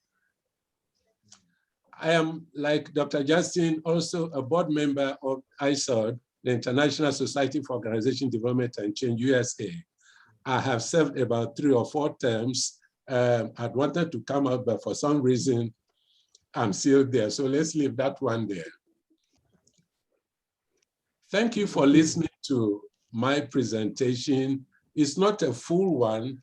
The real thing is happening in August when Dr. Vale, Dr. Justin, and the team launches the African-wide OD practitioners, or harmonizing OD practitioners to become a family. And believe me, it will be a force to be reckoned with. Thank you very much, ladies and gentlemen. Thank you very much. Yes, thank you. Thank you very much, sir, for your time, for the comprehensive presentation, for all the information that you've given us. We are proud of you. We are open to your mentorship. We are following your footsteps. But hopefully, one day, I would be as legendary as yourself. Thank you very much, sir. Thank you very much. I pray it comes to pass. Thank you. Thank you very much, sir. Dr. Justin, are you there with us? Yes, please. Thank you. Okay. Thank you. Thank you so much. We are getting into our professional presentations. Now, Prof, can you stop sharing your screen? Thank you so much. Thank you so much. We get into the professional presentations. After that, we'll go into the plenary session as we try to close on time. We are running a bit, not a bit, we are running out of time. Yes, yes. Yes, so we start the professional presentations with Mr. Cleopas Chiketa. Mr. Cleopas, are you there with us? Yes, Hello? I am. Okay. Good evening, good afternoon, sir. Good evening, how are you? I'm very well, thank you, sir. Hope you're doing very well yourself. I'm very well. All right, yeah. We understand that you are giving a presentation with the team on the topic coaching and consulting case reviews. You have the floor, sir. Please go ahead. Thank you very much. I appreciate it. Let me do that. I would want to share my slides if yeah, go ahead. You can. If the law allows me. Indeed, for your sake, we'll twist the law. Thank you very much, and I appreciate this conference. Very powerful conference indeed.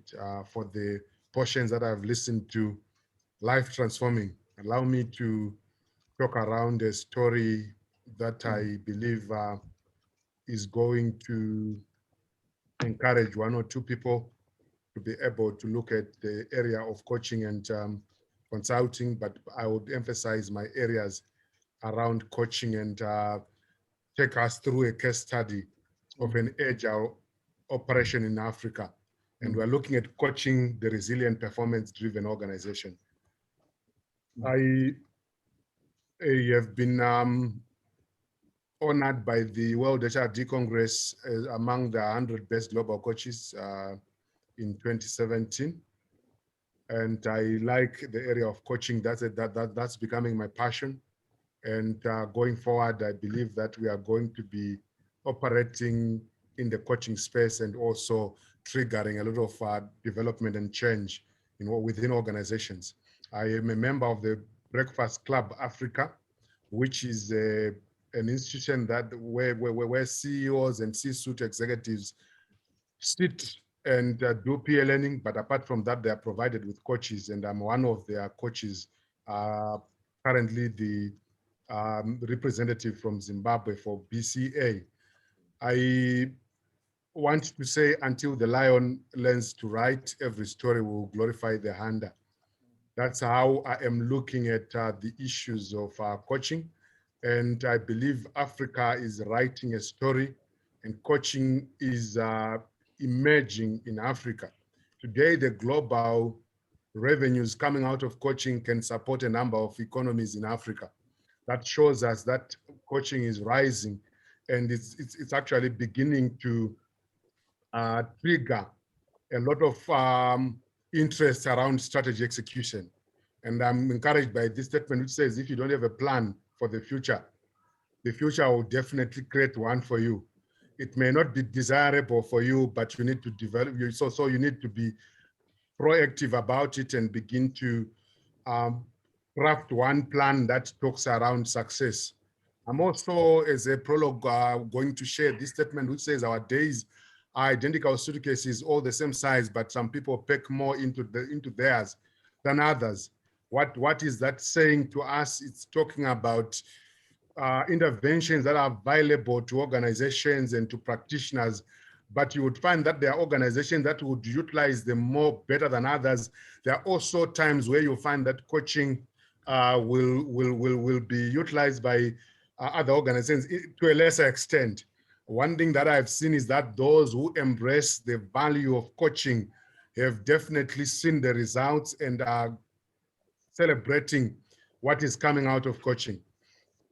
Just high level, because of time we have, I would encourage some of the practitioners here to look at this model that was developed by the Rayners. It's Dennis Rayner and Michelle Rayner coming out of the US. They have been working with me and mentoring me for the past few years. They talk around area of trust building, which is quite critical. You'll find that when you get into most organizations at executive level, you find that the trust levels are quite low. People are suspecting each other over this, over that. and this is affecting institutional success. And they talk around the 3 C's of trust, that is trust of character, trust of communication, and trust of capability, or trust of competence. And they emphasize that we need to really drill into this, and they have developed about 3 assessments. That is trust in the individual trust scale, team trust scale, as well as organizational trust scale, which organizations can utilize to measure their trust levels. And I will encourage that if you are interested to just look at this, it's something that you can find even on the net. If you want to connect, you can always connect and we can talk about this.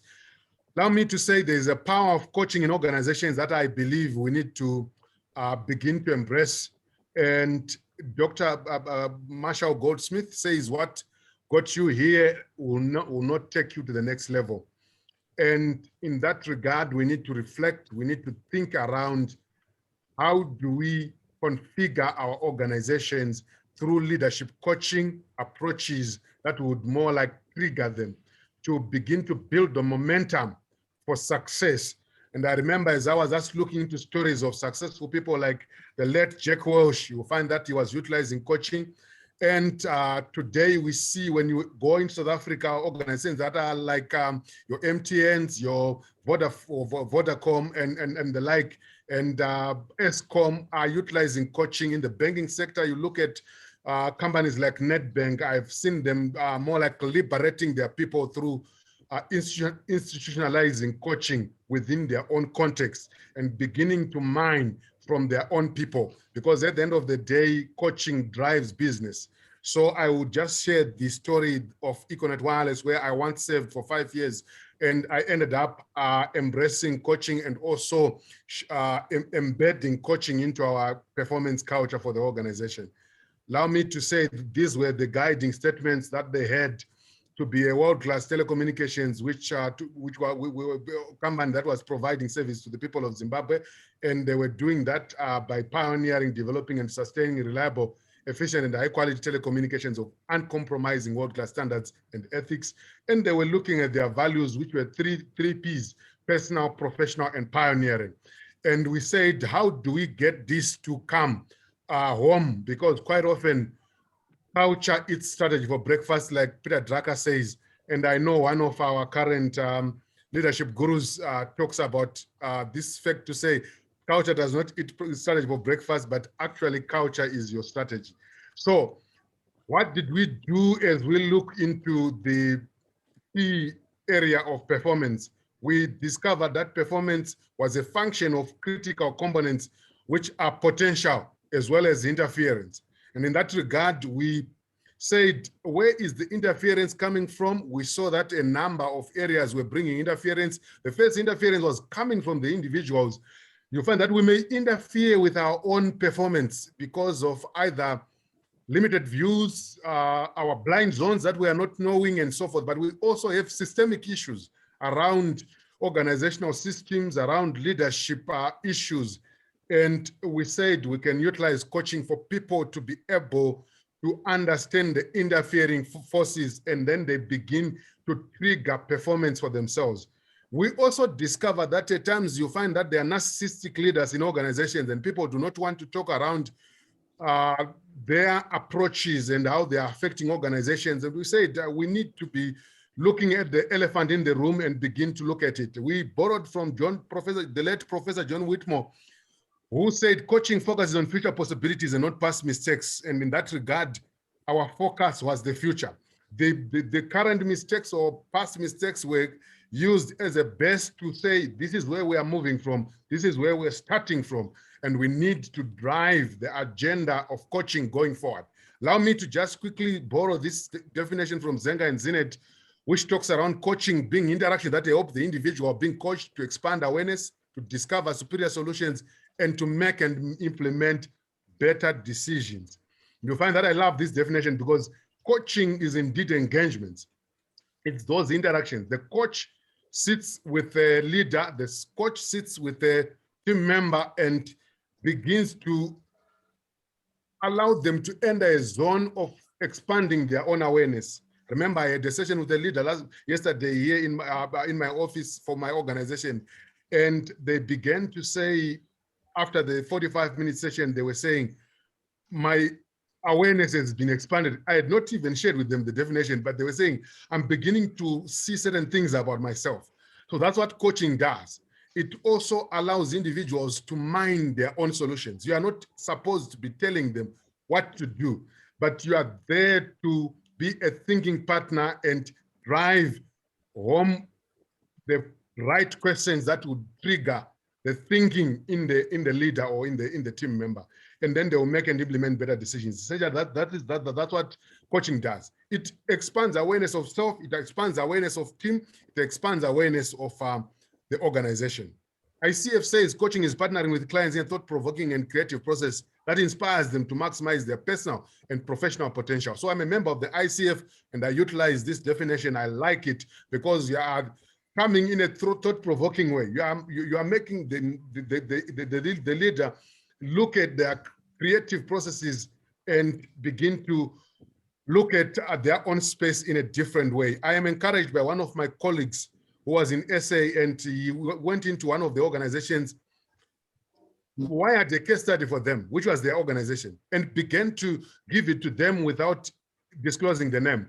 And they began to analyze that organization in a very candid way. And after doing that, he disclosed that it was their organization. He put names where there were pseudonyms and said, this is your department. What did you say about it? I know the guys got angry, but they were taken through a transformative, reflective practice process with a coach within their discussions. And every leader was given a coach for more than a year. And they went through the paces of reflecting and saying, what are we doing? Why are we doing this? What should we be doing? How should we be doing it? And that assisted them. I also just thought of just ushering this definition by Prof. Clutterbuck on mentoring, because at times people confuse mentoring and coaching, but you find that quite often when you look at the mentoring equation, we are seeing the issues that are coming out of mentorship there. Mentoring involves primarily listening with empathy, sharing experience, usually mutually, professional friendship, developing insight through reflection, being a sounding board, and encouraging. So at the end of the day, when I'm a coach, I'm not supposed to tell, but you find that in a mentoring relationship, a mentor can also dive deep into their experience and also share what they've gone through and share with the individual. But in my cases, I operate as a coach. At times I operate as a mentor as well. But when I'm operating in the coaching sphere, I even tell my clients that they should not expect that I will be telling them solutions. Solutions are coming from them. And just to summarize a coach in terms of the definitions, a coach has some great questions for your answers. And a mentor has some great answers for your questions. So this is how the two processes are dovetailing each other and supporting each other, but they're quite different. What were the challenges as we entered into the case study that I'm talking about? So you find that you would get into an organization. In this case, we were leading with other leaders, and I was sitting with general managers, I was sitting with the heads, I was sitting with managers, and some of them would say, "We know it all. What does this coaching bring to us?" Others were leading with hard power. They were leading with command, but we were wanting to move from leading with command to leading with soft power. Other leaders would be promoted to become overseers, but they would continue to want to dance in the dance floor. But we were wanting to shift them from the dance floor to the balcony, where they're able to see the forest instead of seeing the individual trees. So at the end of the day, we said, what do we do? And some of them had a telling syndrome. They wanted to tell their teams what to do. But we were a technology organization, an agile organization that was looking forward to see the empowerment of teams and also to see the liberation of talent at the end of the day. We had a motto to say we wanted to create a talent magnet organization, and we were wanting to more like run away from having a talent mortuary. A talent mortuary is an organization where talent gets in and they get buried. But a talent magnet is an organization which attracts talent and begins to mine from that talent. So people were saying time is not on our side to do coaching. We also wanted to migrate people from the boss mentality to a partner mentality where you are partnering with your team towards your destination. And we embraced the holistic 360-degree model of leadership, which was talking about leading self, leading the team, leading the operation, and leading change and complexity. We understood that we are leading in a VUCA world, and the environment was becoming more VUCA then, and we wanted to see leaders embracing the right way to go.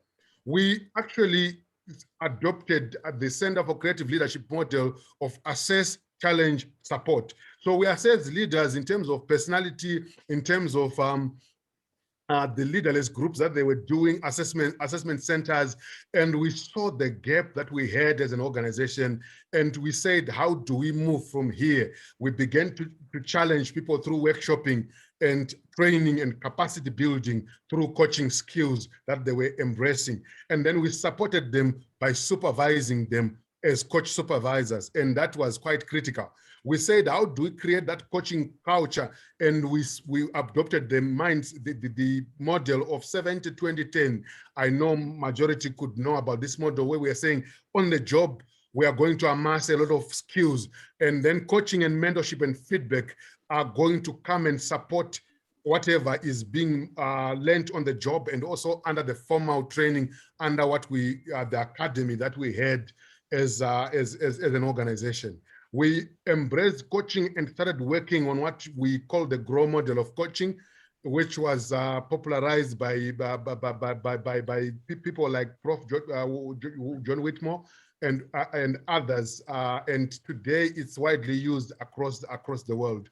We introduced leaders to the process of saying, what are the goals that are coming from the coaching session? What does the coachee want to achieve? Because we realize that as coaching gets into the organization, it will assist people to be able to realize what they were looking for. We were looking at reality, which is, where are we now? Where are we moving from for us to get to where we are pointing towards? What is involved? Who is involved? What has the person tried so far? What are the obstacles? And then we went into the options. So people would converse around this. So the coach would then begin to ask options around, what can you do? What do you want to do to be able to succeed? What do you want to do for you to be able to move from where you are to where you want to go? And then we ended up with the will, which is, does this still interest you enough? Do you want to take action? Where are you going from here? And people began to do action plans. And we saw a lot of traction around the coaching process. And then after that, we supported the leaders. We supervised them in the coaching fraternity. And we saw a lot of results coming through. Lastly, we looked at measuring the impact of coaching and alignment with strategy. You know the old adage that says beauty lies in the eyes of the beholder, but today you find that beauty is no longer lying in the eyes of the beholder. It's measured and it's being assessed. Even at a global level, we have the Miss World. So in that regard, it's critical that we can't leave coaching without being measured. And I am challenged by this statement, which says, remember, an outstanding hunter does not kill his prey with the sound of a gun, but with a bullet. So we began to say, how do we manage the evaluation of the coaching interventions? We looked at a robust methodology that I'm trained in, which is called, I'm trained as a master return on investment professional. And in that regard, I use this methodology, which is a ROI methodology. It measures using the chain of impact, reaction. How did the people look at the intervention? Number two, the learning. How did the individuals amass the knowledge? What kind of knowledge have they amassed? And we measure the learning and confidence. The third level is application. After people have been capacitated, what are they doing to make a difference in their own world? Then we also isolated the effects of the program, where we are looking at how do we know that the intervention has been driving the results? And then we looked at impact. Where were we prior to the intervention? Where are we after the intervention? What are we seeing? And we begin to look at that. And lastly, return on investment, as well as intangible benefits, which are those things that we deliberately not measure monetarily for us to be able to just present what we are seeing qualitatively, which we are not, which we are intentionally not measuring. So essentially, we use that methodology, and this methodology is a 10-step model. I will not waste time because time is not on our side. So it is those processes that you are seeing on the slide there, where you are moving step by step under those 10 steps. So those are the first 4. You move on, you go to the last 6, and you begin to see results coming through. So we converted, you begin to convert your data into money, you capture the solution costs, and they begin to say, you calculate the benefits. So essentially we went through reaction, evaluation, we measured, and we saw that those were the results, were the target of achieving an overall assessment of a satisfaction rate of 80%. And we were above that, that level. And we were even excited more that the facilitation was well received at 94%. And that gave us confidence that we are doing the right thing and the people are with us and we're moving together. We also did pre and post course knowledge assessment. And prior to the course, we assessed the people and the knowledge level were at 39.5%. After the course, we were able to score 100%, where people understood what they were going through and what they ought to understand under the program. And there was that success and knowledge and confidence into the material that they were going through. We went into the application, we supported them, we saw them doing. Impact-wise, we looked into performance management. We actually used the performance bell curve, and we were able to see movements in our performance bell curve. We also used the talent management 9-box grid, and we saw people shifting from one box to the next box, and the talent management cycle was working, and we saw great results. Can you hear me? Saw, as I Hello, sir. Yes, sir. Can you please round up, sir, because time is almost up. Thank you very much. I think I'm just rounding up right now. We looked into the financials. We saw that subscribers were increasing. We saw revenues rising out of the impact of what was coming out of coaching, as people more like mined from their own subordinates and liberated them to do things. EBITDA, your PAT, your capital expenditure, and earnings per share. We saw that across the group, the other bank that was within the group, and we measured our intangibles. We saw people leading with soft power. We saw people moving from the dance floor to the balcony. We saw people partnering with their teams. We saw excitement across the organization. And today, even as we look into the organization, you can check their website, you can check them, you see what they're doing, exciting stuff. And they were able to move through the digital transformation.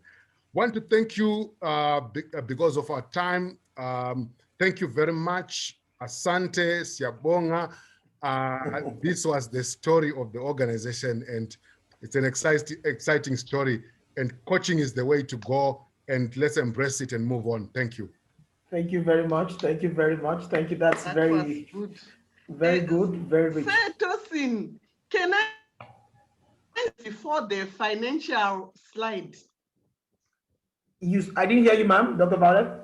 The slide before the one on financial gains. Okay, you have a question? Can you show that? Yes, I just wanted to check. When you were saying people now moved from one box to another. Okay. I just wanted to check. Coach, can you please reshare your slides so at least you can guide her? Okay, reshare your slides so she can tell you exactly which one. The one before this. Yeah, this one. Yes. Okay. Thank you. It's clear? It's fine? Yes. All right. Thank you very much. Thank you very much, Coach. You can stop sharing your screen now. Dr. Justin, over to you. What's next? Thank you. One last presentation before going to our plenary session. Okay. We will not breakout rooms after the plenary session because of time.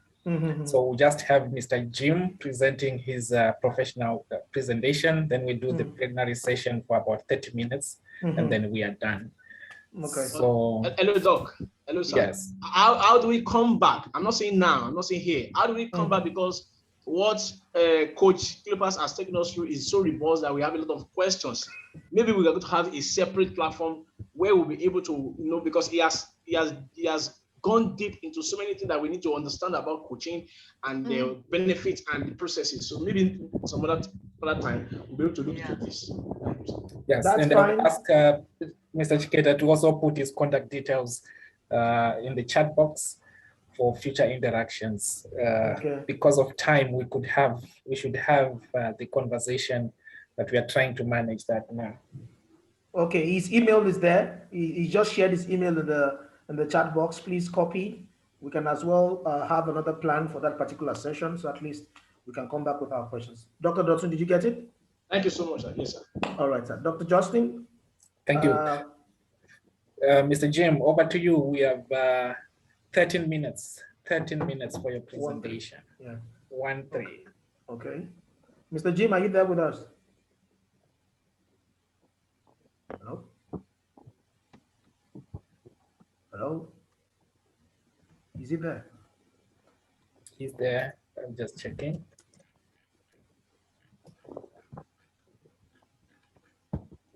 I can't see him. I don't see. Yeah, he's there. He's there. Yeah. Okay. Hello, Mr. Jim? No. But there. Okay, we'll move on to the next session. Samantha, I guess you are ready. As I gather your team. Samantha. Okay. Yes, doctor. Hello. Hello, Mr. Tosin. Hi, Samantha. How are you doing? Welcome. Good.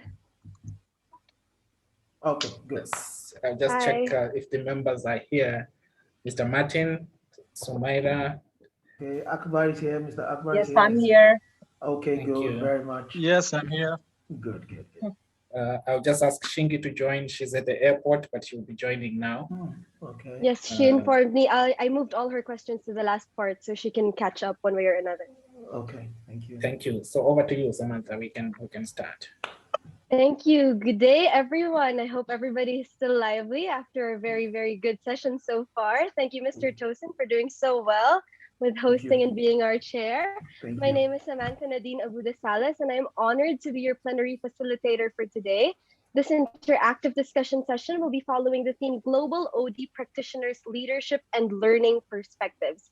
Now, this discussion will follow the format of plenary sessions, which will begin with myself as the plenary facilitator and our plenary hub participants engaging in a dialogue in order for the participants to discuss their overall themes to have the larger audience group to understand them better. Now, the large audience group will have the opportunity to break into smaller theme groups in what we call conversation rooms, where each of the 6 plenary hub participants can facilitate an open generative dialogue. So this approach is designed by integrating aspects of the art of convening, open space, fishbowl, and the circle way. And the approach is designed to give the participants a noble conferencing experience based on facilitating an emergent learning OD process. Now, we are delighted to have 6 plenary hub participants. The first is Ms. Sumaira Khan. Ms. Sumaira is an HR practitioner currently working for the Al Masaoud group of companies in the United Arab Emirates. And she is a motivated and self-directed HR professional with comprehensive expertise in talent sourcing, pre-boarding and onboarding, people management, diversity and inclusion, and employee engagement in order to align the HR department with business strategies. Ms. Sumaira, a quick hello to our audience if you are there, please. Hi, everybody. Good morning, good evening. It's so good to be part of this session, and the session up till now was amazing, and thank you so much. Special thanks to Dr. Justin for giving me the opportunity to be part of this session. Thank you, Ms. Sumaira. Our second panelist for today, as you've heard from her earlier today, is Dr. Christine Mushibwe. Dr. Christine Mushibwe is an award winner of the prestigious award Africa's Most Influential Woman in Business and Government by CEO Global in the education category for the year 2017 and 2018 to 19. She is also a recipient of the GARA Award for the year 2020, and she is an ardent educationist and HR professional with extensive experience in HRM, consultancy, and education. From a background of education and HR, she of course has in-depth knowledge in research methodologies, organization development, leadership, and management, and she has a track record as an accomplished leader and manager. Dr. Mushibwe has worked in a number of organizations in Zambia, England, and China. As previously mentioned, she is the current Vice Chancellor of UNICAF University in Zambia, and she's also an author and a mentor. Dr. Christine, would you like to briefly say hello again? Greet the audience one more time. Dr. Christine? I believe we'll get back to her later. You all know that she's there. She did a very good presentation earlier. Our third panelist for today is Professor Grace Akinola. She's also been active throughout this session. Professor Grace is a professor in the Department of Management and Accounting within the Faculty of Administration of Obafemi Awolowo University in Nigeria. She has worked in diverse backgrounds, both in the private and public sectors, spanning over 2 decades. Furthermore, Professor Grace has also served in various capacities at the departmental, faculty, and university levels. She is also accredited with multiple publications in reputable local and international journals. Professor Grace, we've heard from you already, but if you want to say a quick hi, you have the floor to do so also. She'll be joining now. She'll be joining in a while, that's fine. Our fourth panelist to go with the other panelists today is Mr. Akbar Danish. Mr. Akbar serves at ACE as a resident expert on trade, small and medium enterprises, and legal affairs. Mr. Akbar is a member of the ACE team that currently supports the work of the Executive Committee on the Private Sector. He has more than 10 years of experience, of professional work experience rather, in both the private and public sectors in Afghanistan. I saw that he was active on the chat. Mr. Akbar, are you there? Quick hello to the audience if you can, please. Yes, Samantha. Hello, Samantha, and good evening, everyone from Kabul. And thank you for providing the opportunity to be part of the session. Thank you. Thank you, Mr. Akbar. Our fifth panelist for today is Ms. Shingi Rai Chizanga. Ms. Shingi is the director of the Africa Development Mission Trust in Zimbabwe. She has a passion to see the spiritual, social, and economic transformation of communities as they thrive in developing their potential. Ms. Shingi is on the way. She just came from the airport, so we'll get back to her later. And to complete our panel for today, we have Mr. Martin Wanjohi. Mr. Martin is the co-founder and chief learning officer at iPerformance Africa. He has a passionate interest in people development as a certified master practitioner of NLP. Mr. Martin, hello, good evening, good afternoon. Quick hello to the audience. Good evening hello, good evening from a chilly evening in Nairobi. It's evening here in the UAE as well. So we'll be starting with you in a bit. I just want to mention that we were also supposed to be joined by Ms. Chase Naliza. However, she had a few personal matters to attend to, and we can only hope to have her in future events. So before we begin, I'd like to take this opportunity again to remind all the members present today to like the OLDN TV and COLD page if you have not already, and please feel free to send in your comments and your questions. Now we have a few discussion questions drafted to be addressed by the panelists, and their fellow panelists are also free to comment on each other's responses to keep the conversation flowing. So to start a conversation, we'll be starting with Mr. Martin. So Mr. Martin, how can leaders successfully merge a sustainable learning organizational culture and hybrid working? Mr. Martin, over to you. Hi, good evening, and how are you? So very good, Mr. Thank you. We are in very interesting times.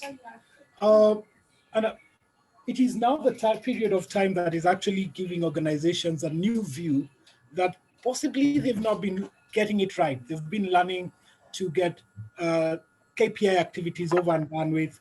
It's a ritual. We have a budget, we take people to learning.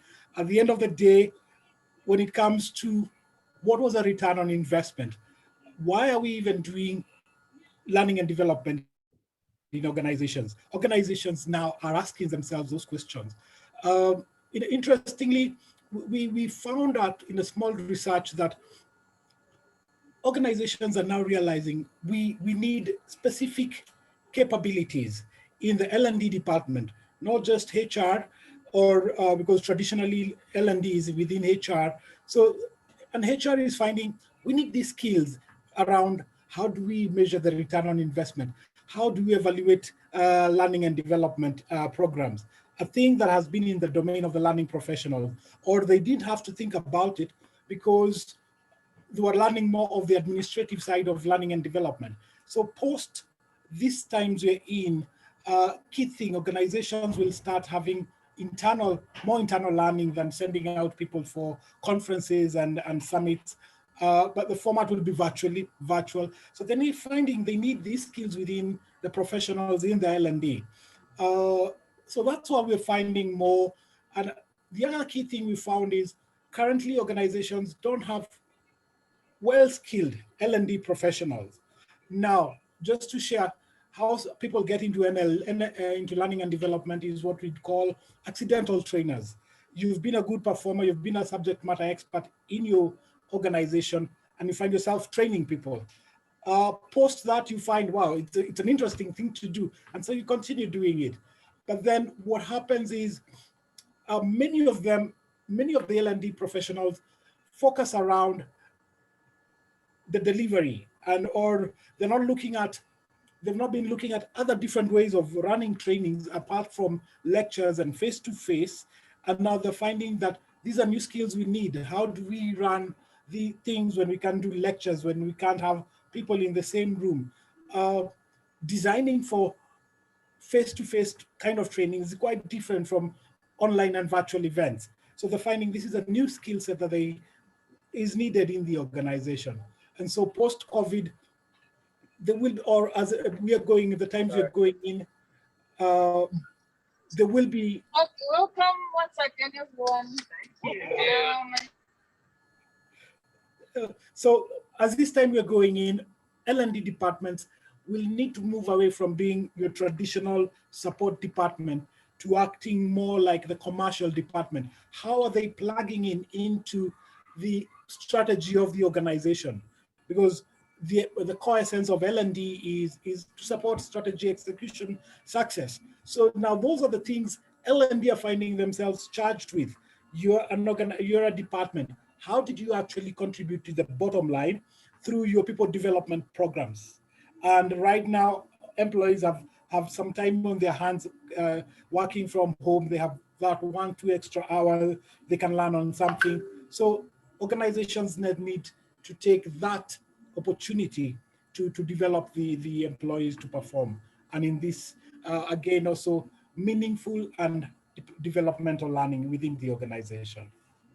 Thank you very much, Mr. Martin. I see that Dr. Dotin is saying that he agrees with you and he likes what you were saying, and that we are prone to administrative learning rather than developing wealth of L&D or learning and development experts or accidental trainers. Thank you very much. So in relation to all this and how it's very relevant, especially in this time, let me go to Dr. Christine. Dr. Christine, are you with us? For a few moments. She's leading a prayer session. She'll be coming back soon. She'll be coming back soon. So yes. Shall we move on, Doctor, yes. from her questions yes. for now? All right, then I'll move straight into Miss Sumaira, who I know is here. So still in relation to hybrid working and the current pandemic, I'd like to ask you, ma'am, so what are some of the key challenges that organizational development and HR face as a result of the pandemic? Thank you, Samantha. As we all know, the pandemic has posed many challenges to OD and HR of the organizations. These teams are now at the front line of each company during this unusual time. So now, as the organizations are kind of settling to this new reality, which we call new normal, it's time for the HR leaders to make sure that their organizations are ready to thrive. So to do so, they are facing with a number of issues and challenges, the first and foremost of which is health and mental well-being. Stress, anxiety, and other mental health issues have always been there, but sadly, COVID-19 has made it worse. Another concern in this area is when you have your workers working in an office work environment, you understand their pulse and sensitivity, which helps you to immensely tackle the issue. But employees going remote, when communication barriers are there, it leaves the managers clueless and less conscious on what's going on with someone. Another challenge is related to employee productivity and job assurance. Assuring job security to employees is essential to ensure employees' productivity. It's related to productivity. So according to organization psychology, employees' productivity is dependent on job security. This means that an employee is least productive when his job is insecure, when he feels that he can lose the job. And he's more productive when he feels secure. Due to the outbreak of pandemic, the human resource department the role has become much tougher to ensure job security to everybody. Then there comes a challenge of uncertainty, whether it's a natural disaster or a global health concern such as COVID-19. Every business is bound to encounter some unexpected circumstances which nobody can change. So it's not always easy to keep the business running smoothly during these trying times. Other challenges are managing the remote work, which is also one of the transformation that HR and OD has to manage well to be able to sustain the organization's growth. Another challenge is to ensure the safety of the employees, health and safety, maintaining the social distancing and all the safety measures and protocols advised by the government and healthcare staff. So these were some of the challenges. Thank you very much, Ms. Sumaira. So we've heard general challenges such as uncertainty and how it affects employee productivity and of course how it affects employee well-being. So going back to Mr. Martin, specifically for succession planning, how has the impact of the third wave of COVID-19, how has it shaped the quality of succession planning in the Namibian corporate world? Mr. Martin, back to you, sir. Okay, thank you very much. So Samantha, I'll share that in the Kenyan perspective. I'm based in Nairobi, Kenya. So many organizations just recently, pre-COVID, is when they started thinking about succession planning, getting software platforms within the organization that actually help in succession planning. But again, those are the bigger corporates within the market. But where you have your family-owned run businesses, the successors already ready to plug into play. Some of these businesses, you find they have young adults ranging in the age of 25 who are now ready to start on taking the business. But again, the challenge that is coming with that is the bigger the successful family kind of business, if the new successors coming in are not acquiring the skills and knowledge to run businesses, because these ones are just fallen into their hands, but they have not worked through the ranks. Again, within the corporate, what we're finding is that people are skilling themselves, ready for positions that would come up. Today, you might tomorrow you might find you're being asked to take over something that you have no idea about how it runs. So even from the employees' perspectives, people are learning to and acquiring skills to take on possibly things that might come up for them to fill. Mr. Martin? Yes. All right, Mr. Martin, thank you very much for that contribution. Now, of course, we know that there is a lot, just like Mr. Maida said, it's trying times and it's unpredictable. So you never really know when you're going to be plugged into a role. And everybody's really trying to equip themselves with the skills in order to be able to be there. So this is all very relevant. But to move on to another very contemporary topic, and it's known globally, I'm moving on to Mr. Akbar for now. Mr. Akbar, I understand that you're from Afghanistan, and Afghanistan is facing numerous socio-economic issues. So what is the role of organizational development, or OD, in resolving existing issues? Mr. Akbar? Yes, thank you, Samantha. First, let me actually briefly explain more about some key socioeconomic issues in Afghanistan before going to the role of the OD in resolving the issues. And currently, I'm talking now, actually, we lack the electricity and the whole city is in dark. So apart from that, there are many variety of socioeconomic issues in Afghanistan, such as the insecurity, poverty, dependent economy, and endemic corruption, interethnic strife, unemployment, inequality of women, and of course, political uncertainty, and as well as the pandemic. Actually, currently there is a big clash between the Taliban and the government forces, as you might know, and it is increasing after the U.S. Withdrawal. While actually also there is a peace talk is undergoing, and people are living under the shadow of fear and hope, and the future is unclear. These are the issues. And so considering these all types of issues, the role of OD is vital in resolving these issues.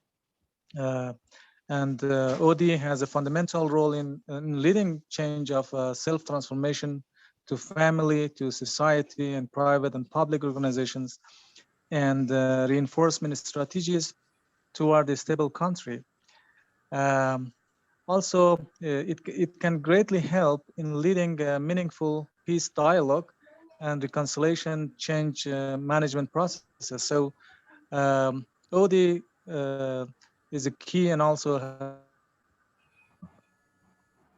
has a very vital role in resolving the issues. Thank you. Thank you, Mr. Akbar. So let me follow you up directly with another question. So you talked about how it leads with meaningful dialogue, and that's one thing. But also I wanted to ask you, how do you think leaders at all levels can be engaged to appreciate the value of OD in stabilizing the Afghanistan economy? Mr. Akbar. The leaders, actually, all the issues we have currently and also in the past is comes from the lack of visionary leadership. First, I think the leaders need to enhance their technical and adaptive knowledge, skills, and abilities in OD to ensure the application of OD values and innovative economy strategies. And we actually, the leaders are lack of the equipping with the OD skills. And so they should provide opportunities for people to function as human beings and seeking to maximize the economy potential and increase the effectiveness of the system in terms of all of its goal. The key in stabilizing the Afghanistan is to enabling the business environment and also private sector development in OD perspective. Apart from that, we can say that the ongoing peace talk and the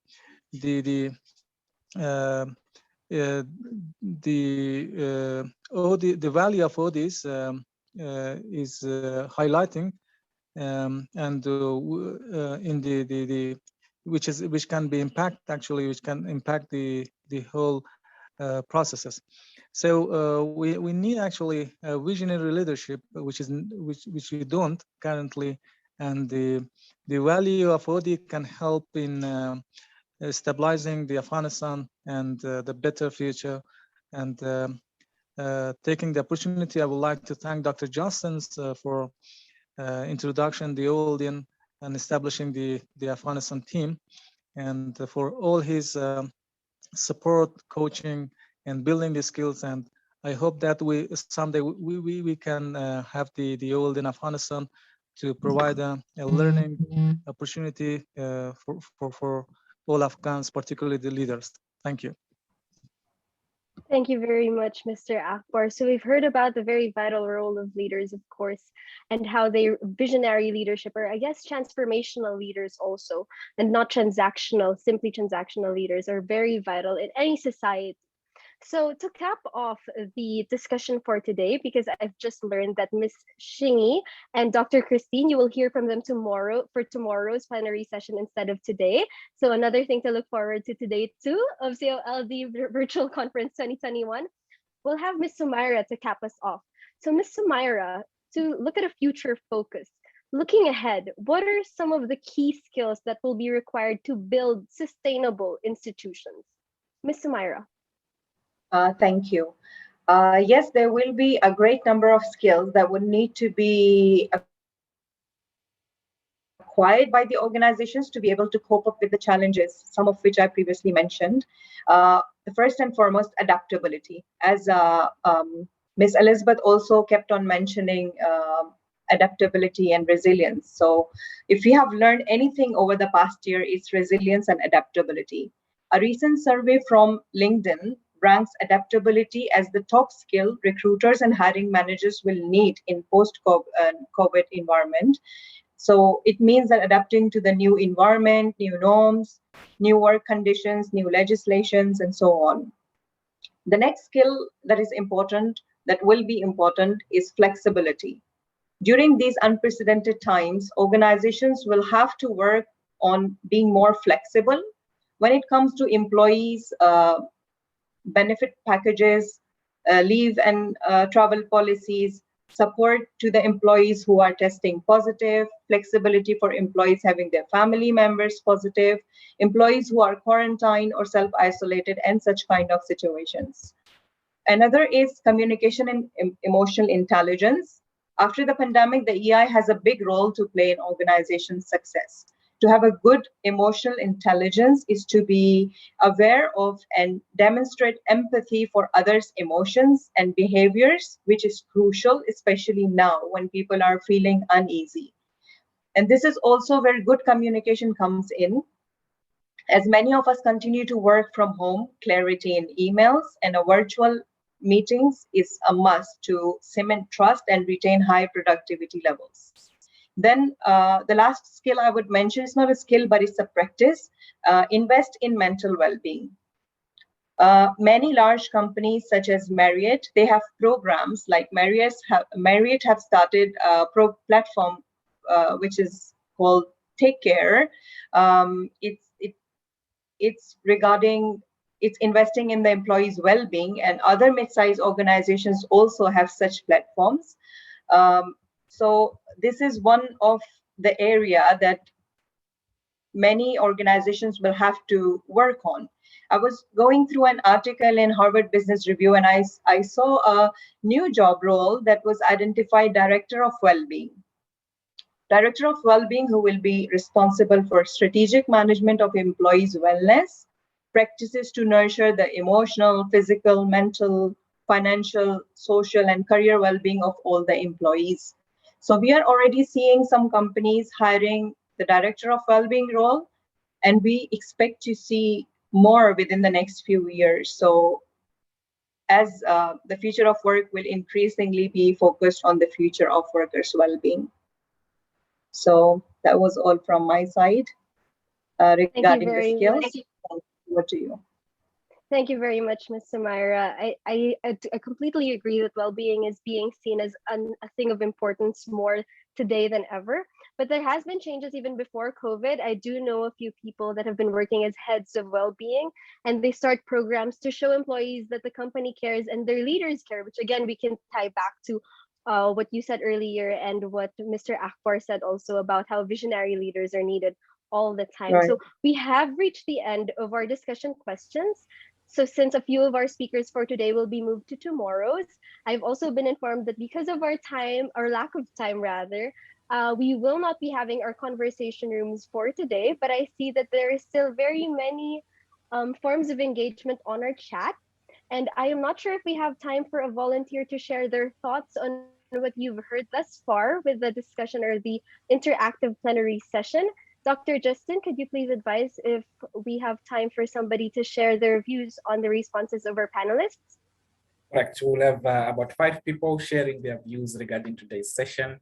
Then we hand over to Mr. Tosin, and Mr. Tosin will ask either Madam Maureen or Tsitsi to close the session for us. All right, sir. Okay. So we'll just go through the chat and see their responses from there. Let me just open the chat box. So we see that Mr. Patrick says that maybe an approach to leaders that OD is the ways and means to the business strategy. This OD is a business strategy that can relate and not some ambiguous thing. And of course, we see Dr. Dotun agreeing with him and that ambiguities around OD needs to be removed to avoid creating unnecessary fears. There is a question also about how organizations improve mental health, in particular with regards to remote workers. Shall we address that, Dr. Justin, or shall we close the plenary session for today? You can address that. Go ahead. Yes, Ms. Sumaira, there is a question from Dr. Dotun. How do organizations improve mental health, in particular with regards to remote workers? Would you like to share your thoughts on this? Yes, sure. I would give an example. In my company, the insurance I'm getting, they are doing the voluntary sessions with all the members of that insurance program. And they are offering free counseling sessions. There is, usually it's not covered, but they have a platform called something regarding emotional, mental well-being. So you can connect directly to the counselors, to the psychiatrists, and that's included in the insurance. So that's one of the examples that companies have started doing it already. Thank you very much for that insight, Ms. Sumaira. So I guess with that, Dr. Justin, we can move on. We've reached the end of the first interactive discussion session, following the theme Leading and Learning Through OD Lenses and Sustainability. Of course, we thank our Plenary Hub participants for today who shared their insight and made this event even more lively than it already was.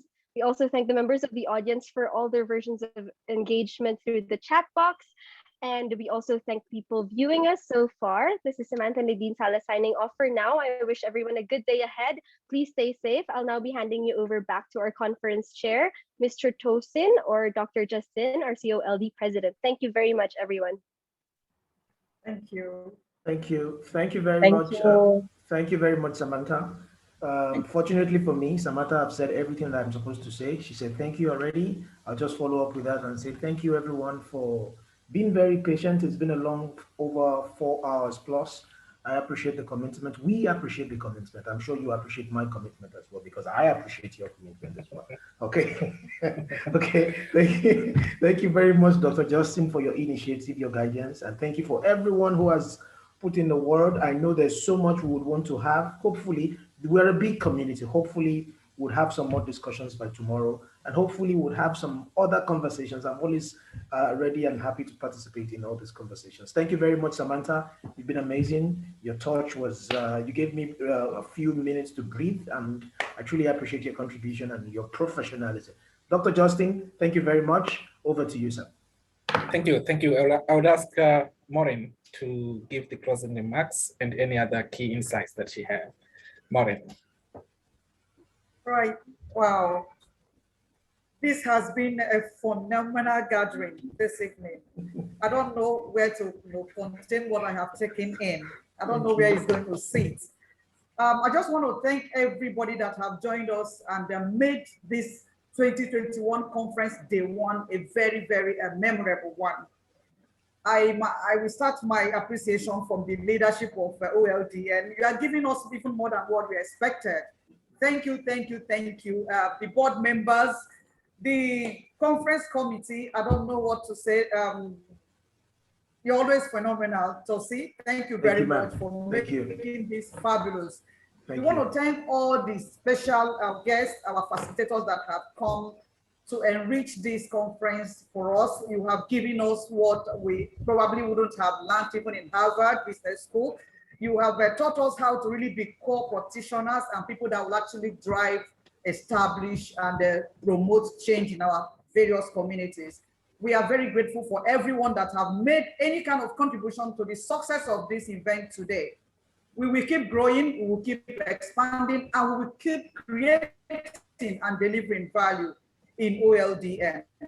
I invite everybody to invite friends. I don't know if the organization or network will allow us to invite friends, because we cannot just be doing this alone. We need to have a lot of people, draw from this pool of knowledge. It is very, very enriching, and this is the kind of thing that we are talking about. Thank you very much for everyone that has been here. It's good to see your faces, and I want to believe tomorrow is even going to be better. Thank you very much once again. Hoping to see everyone tomorrow. Thank you, everyone. Bye. Have a good evening. Thank you.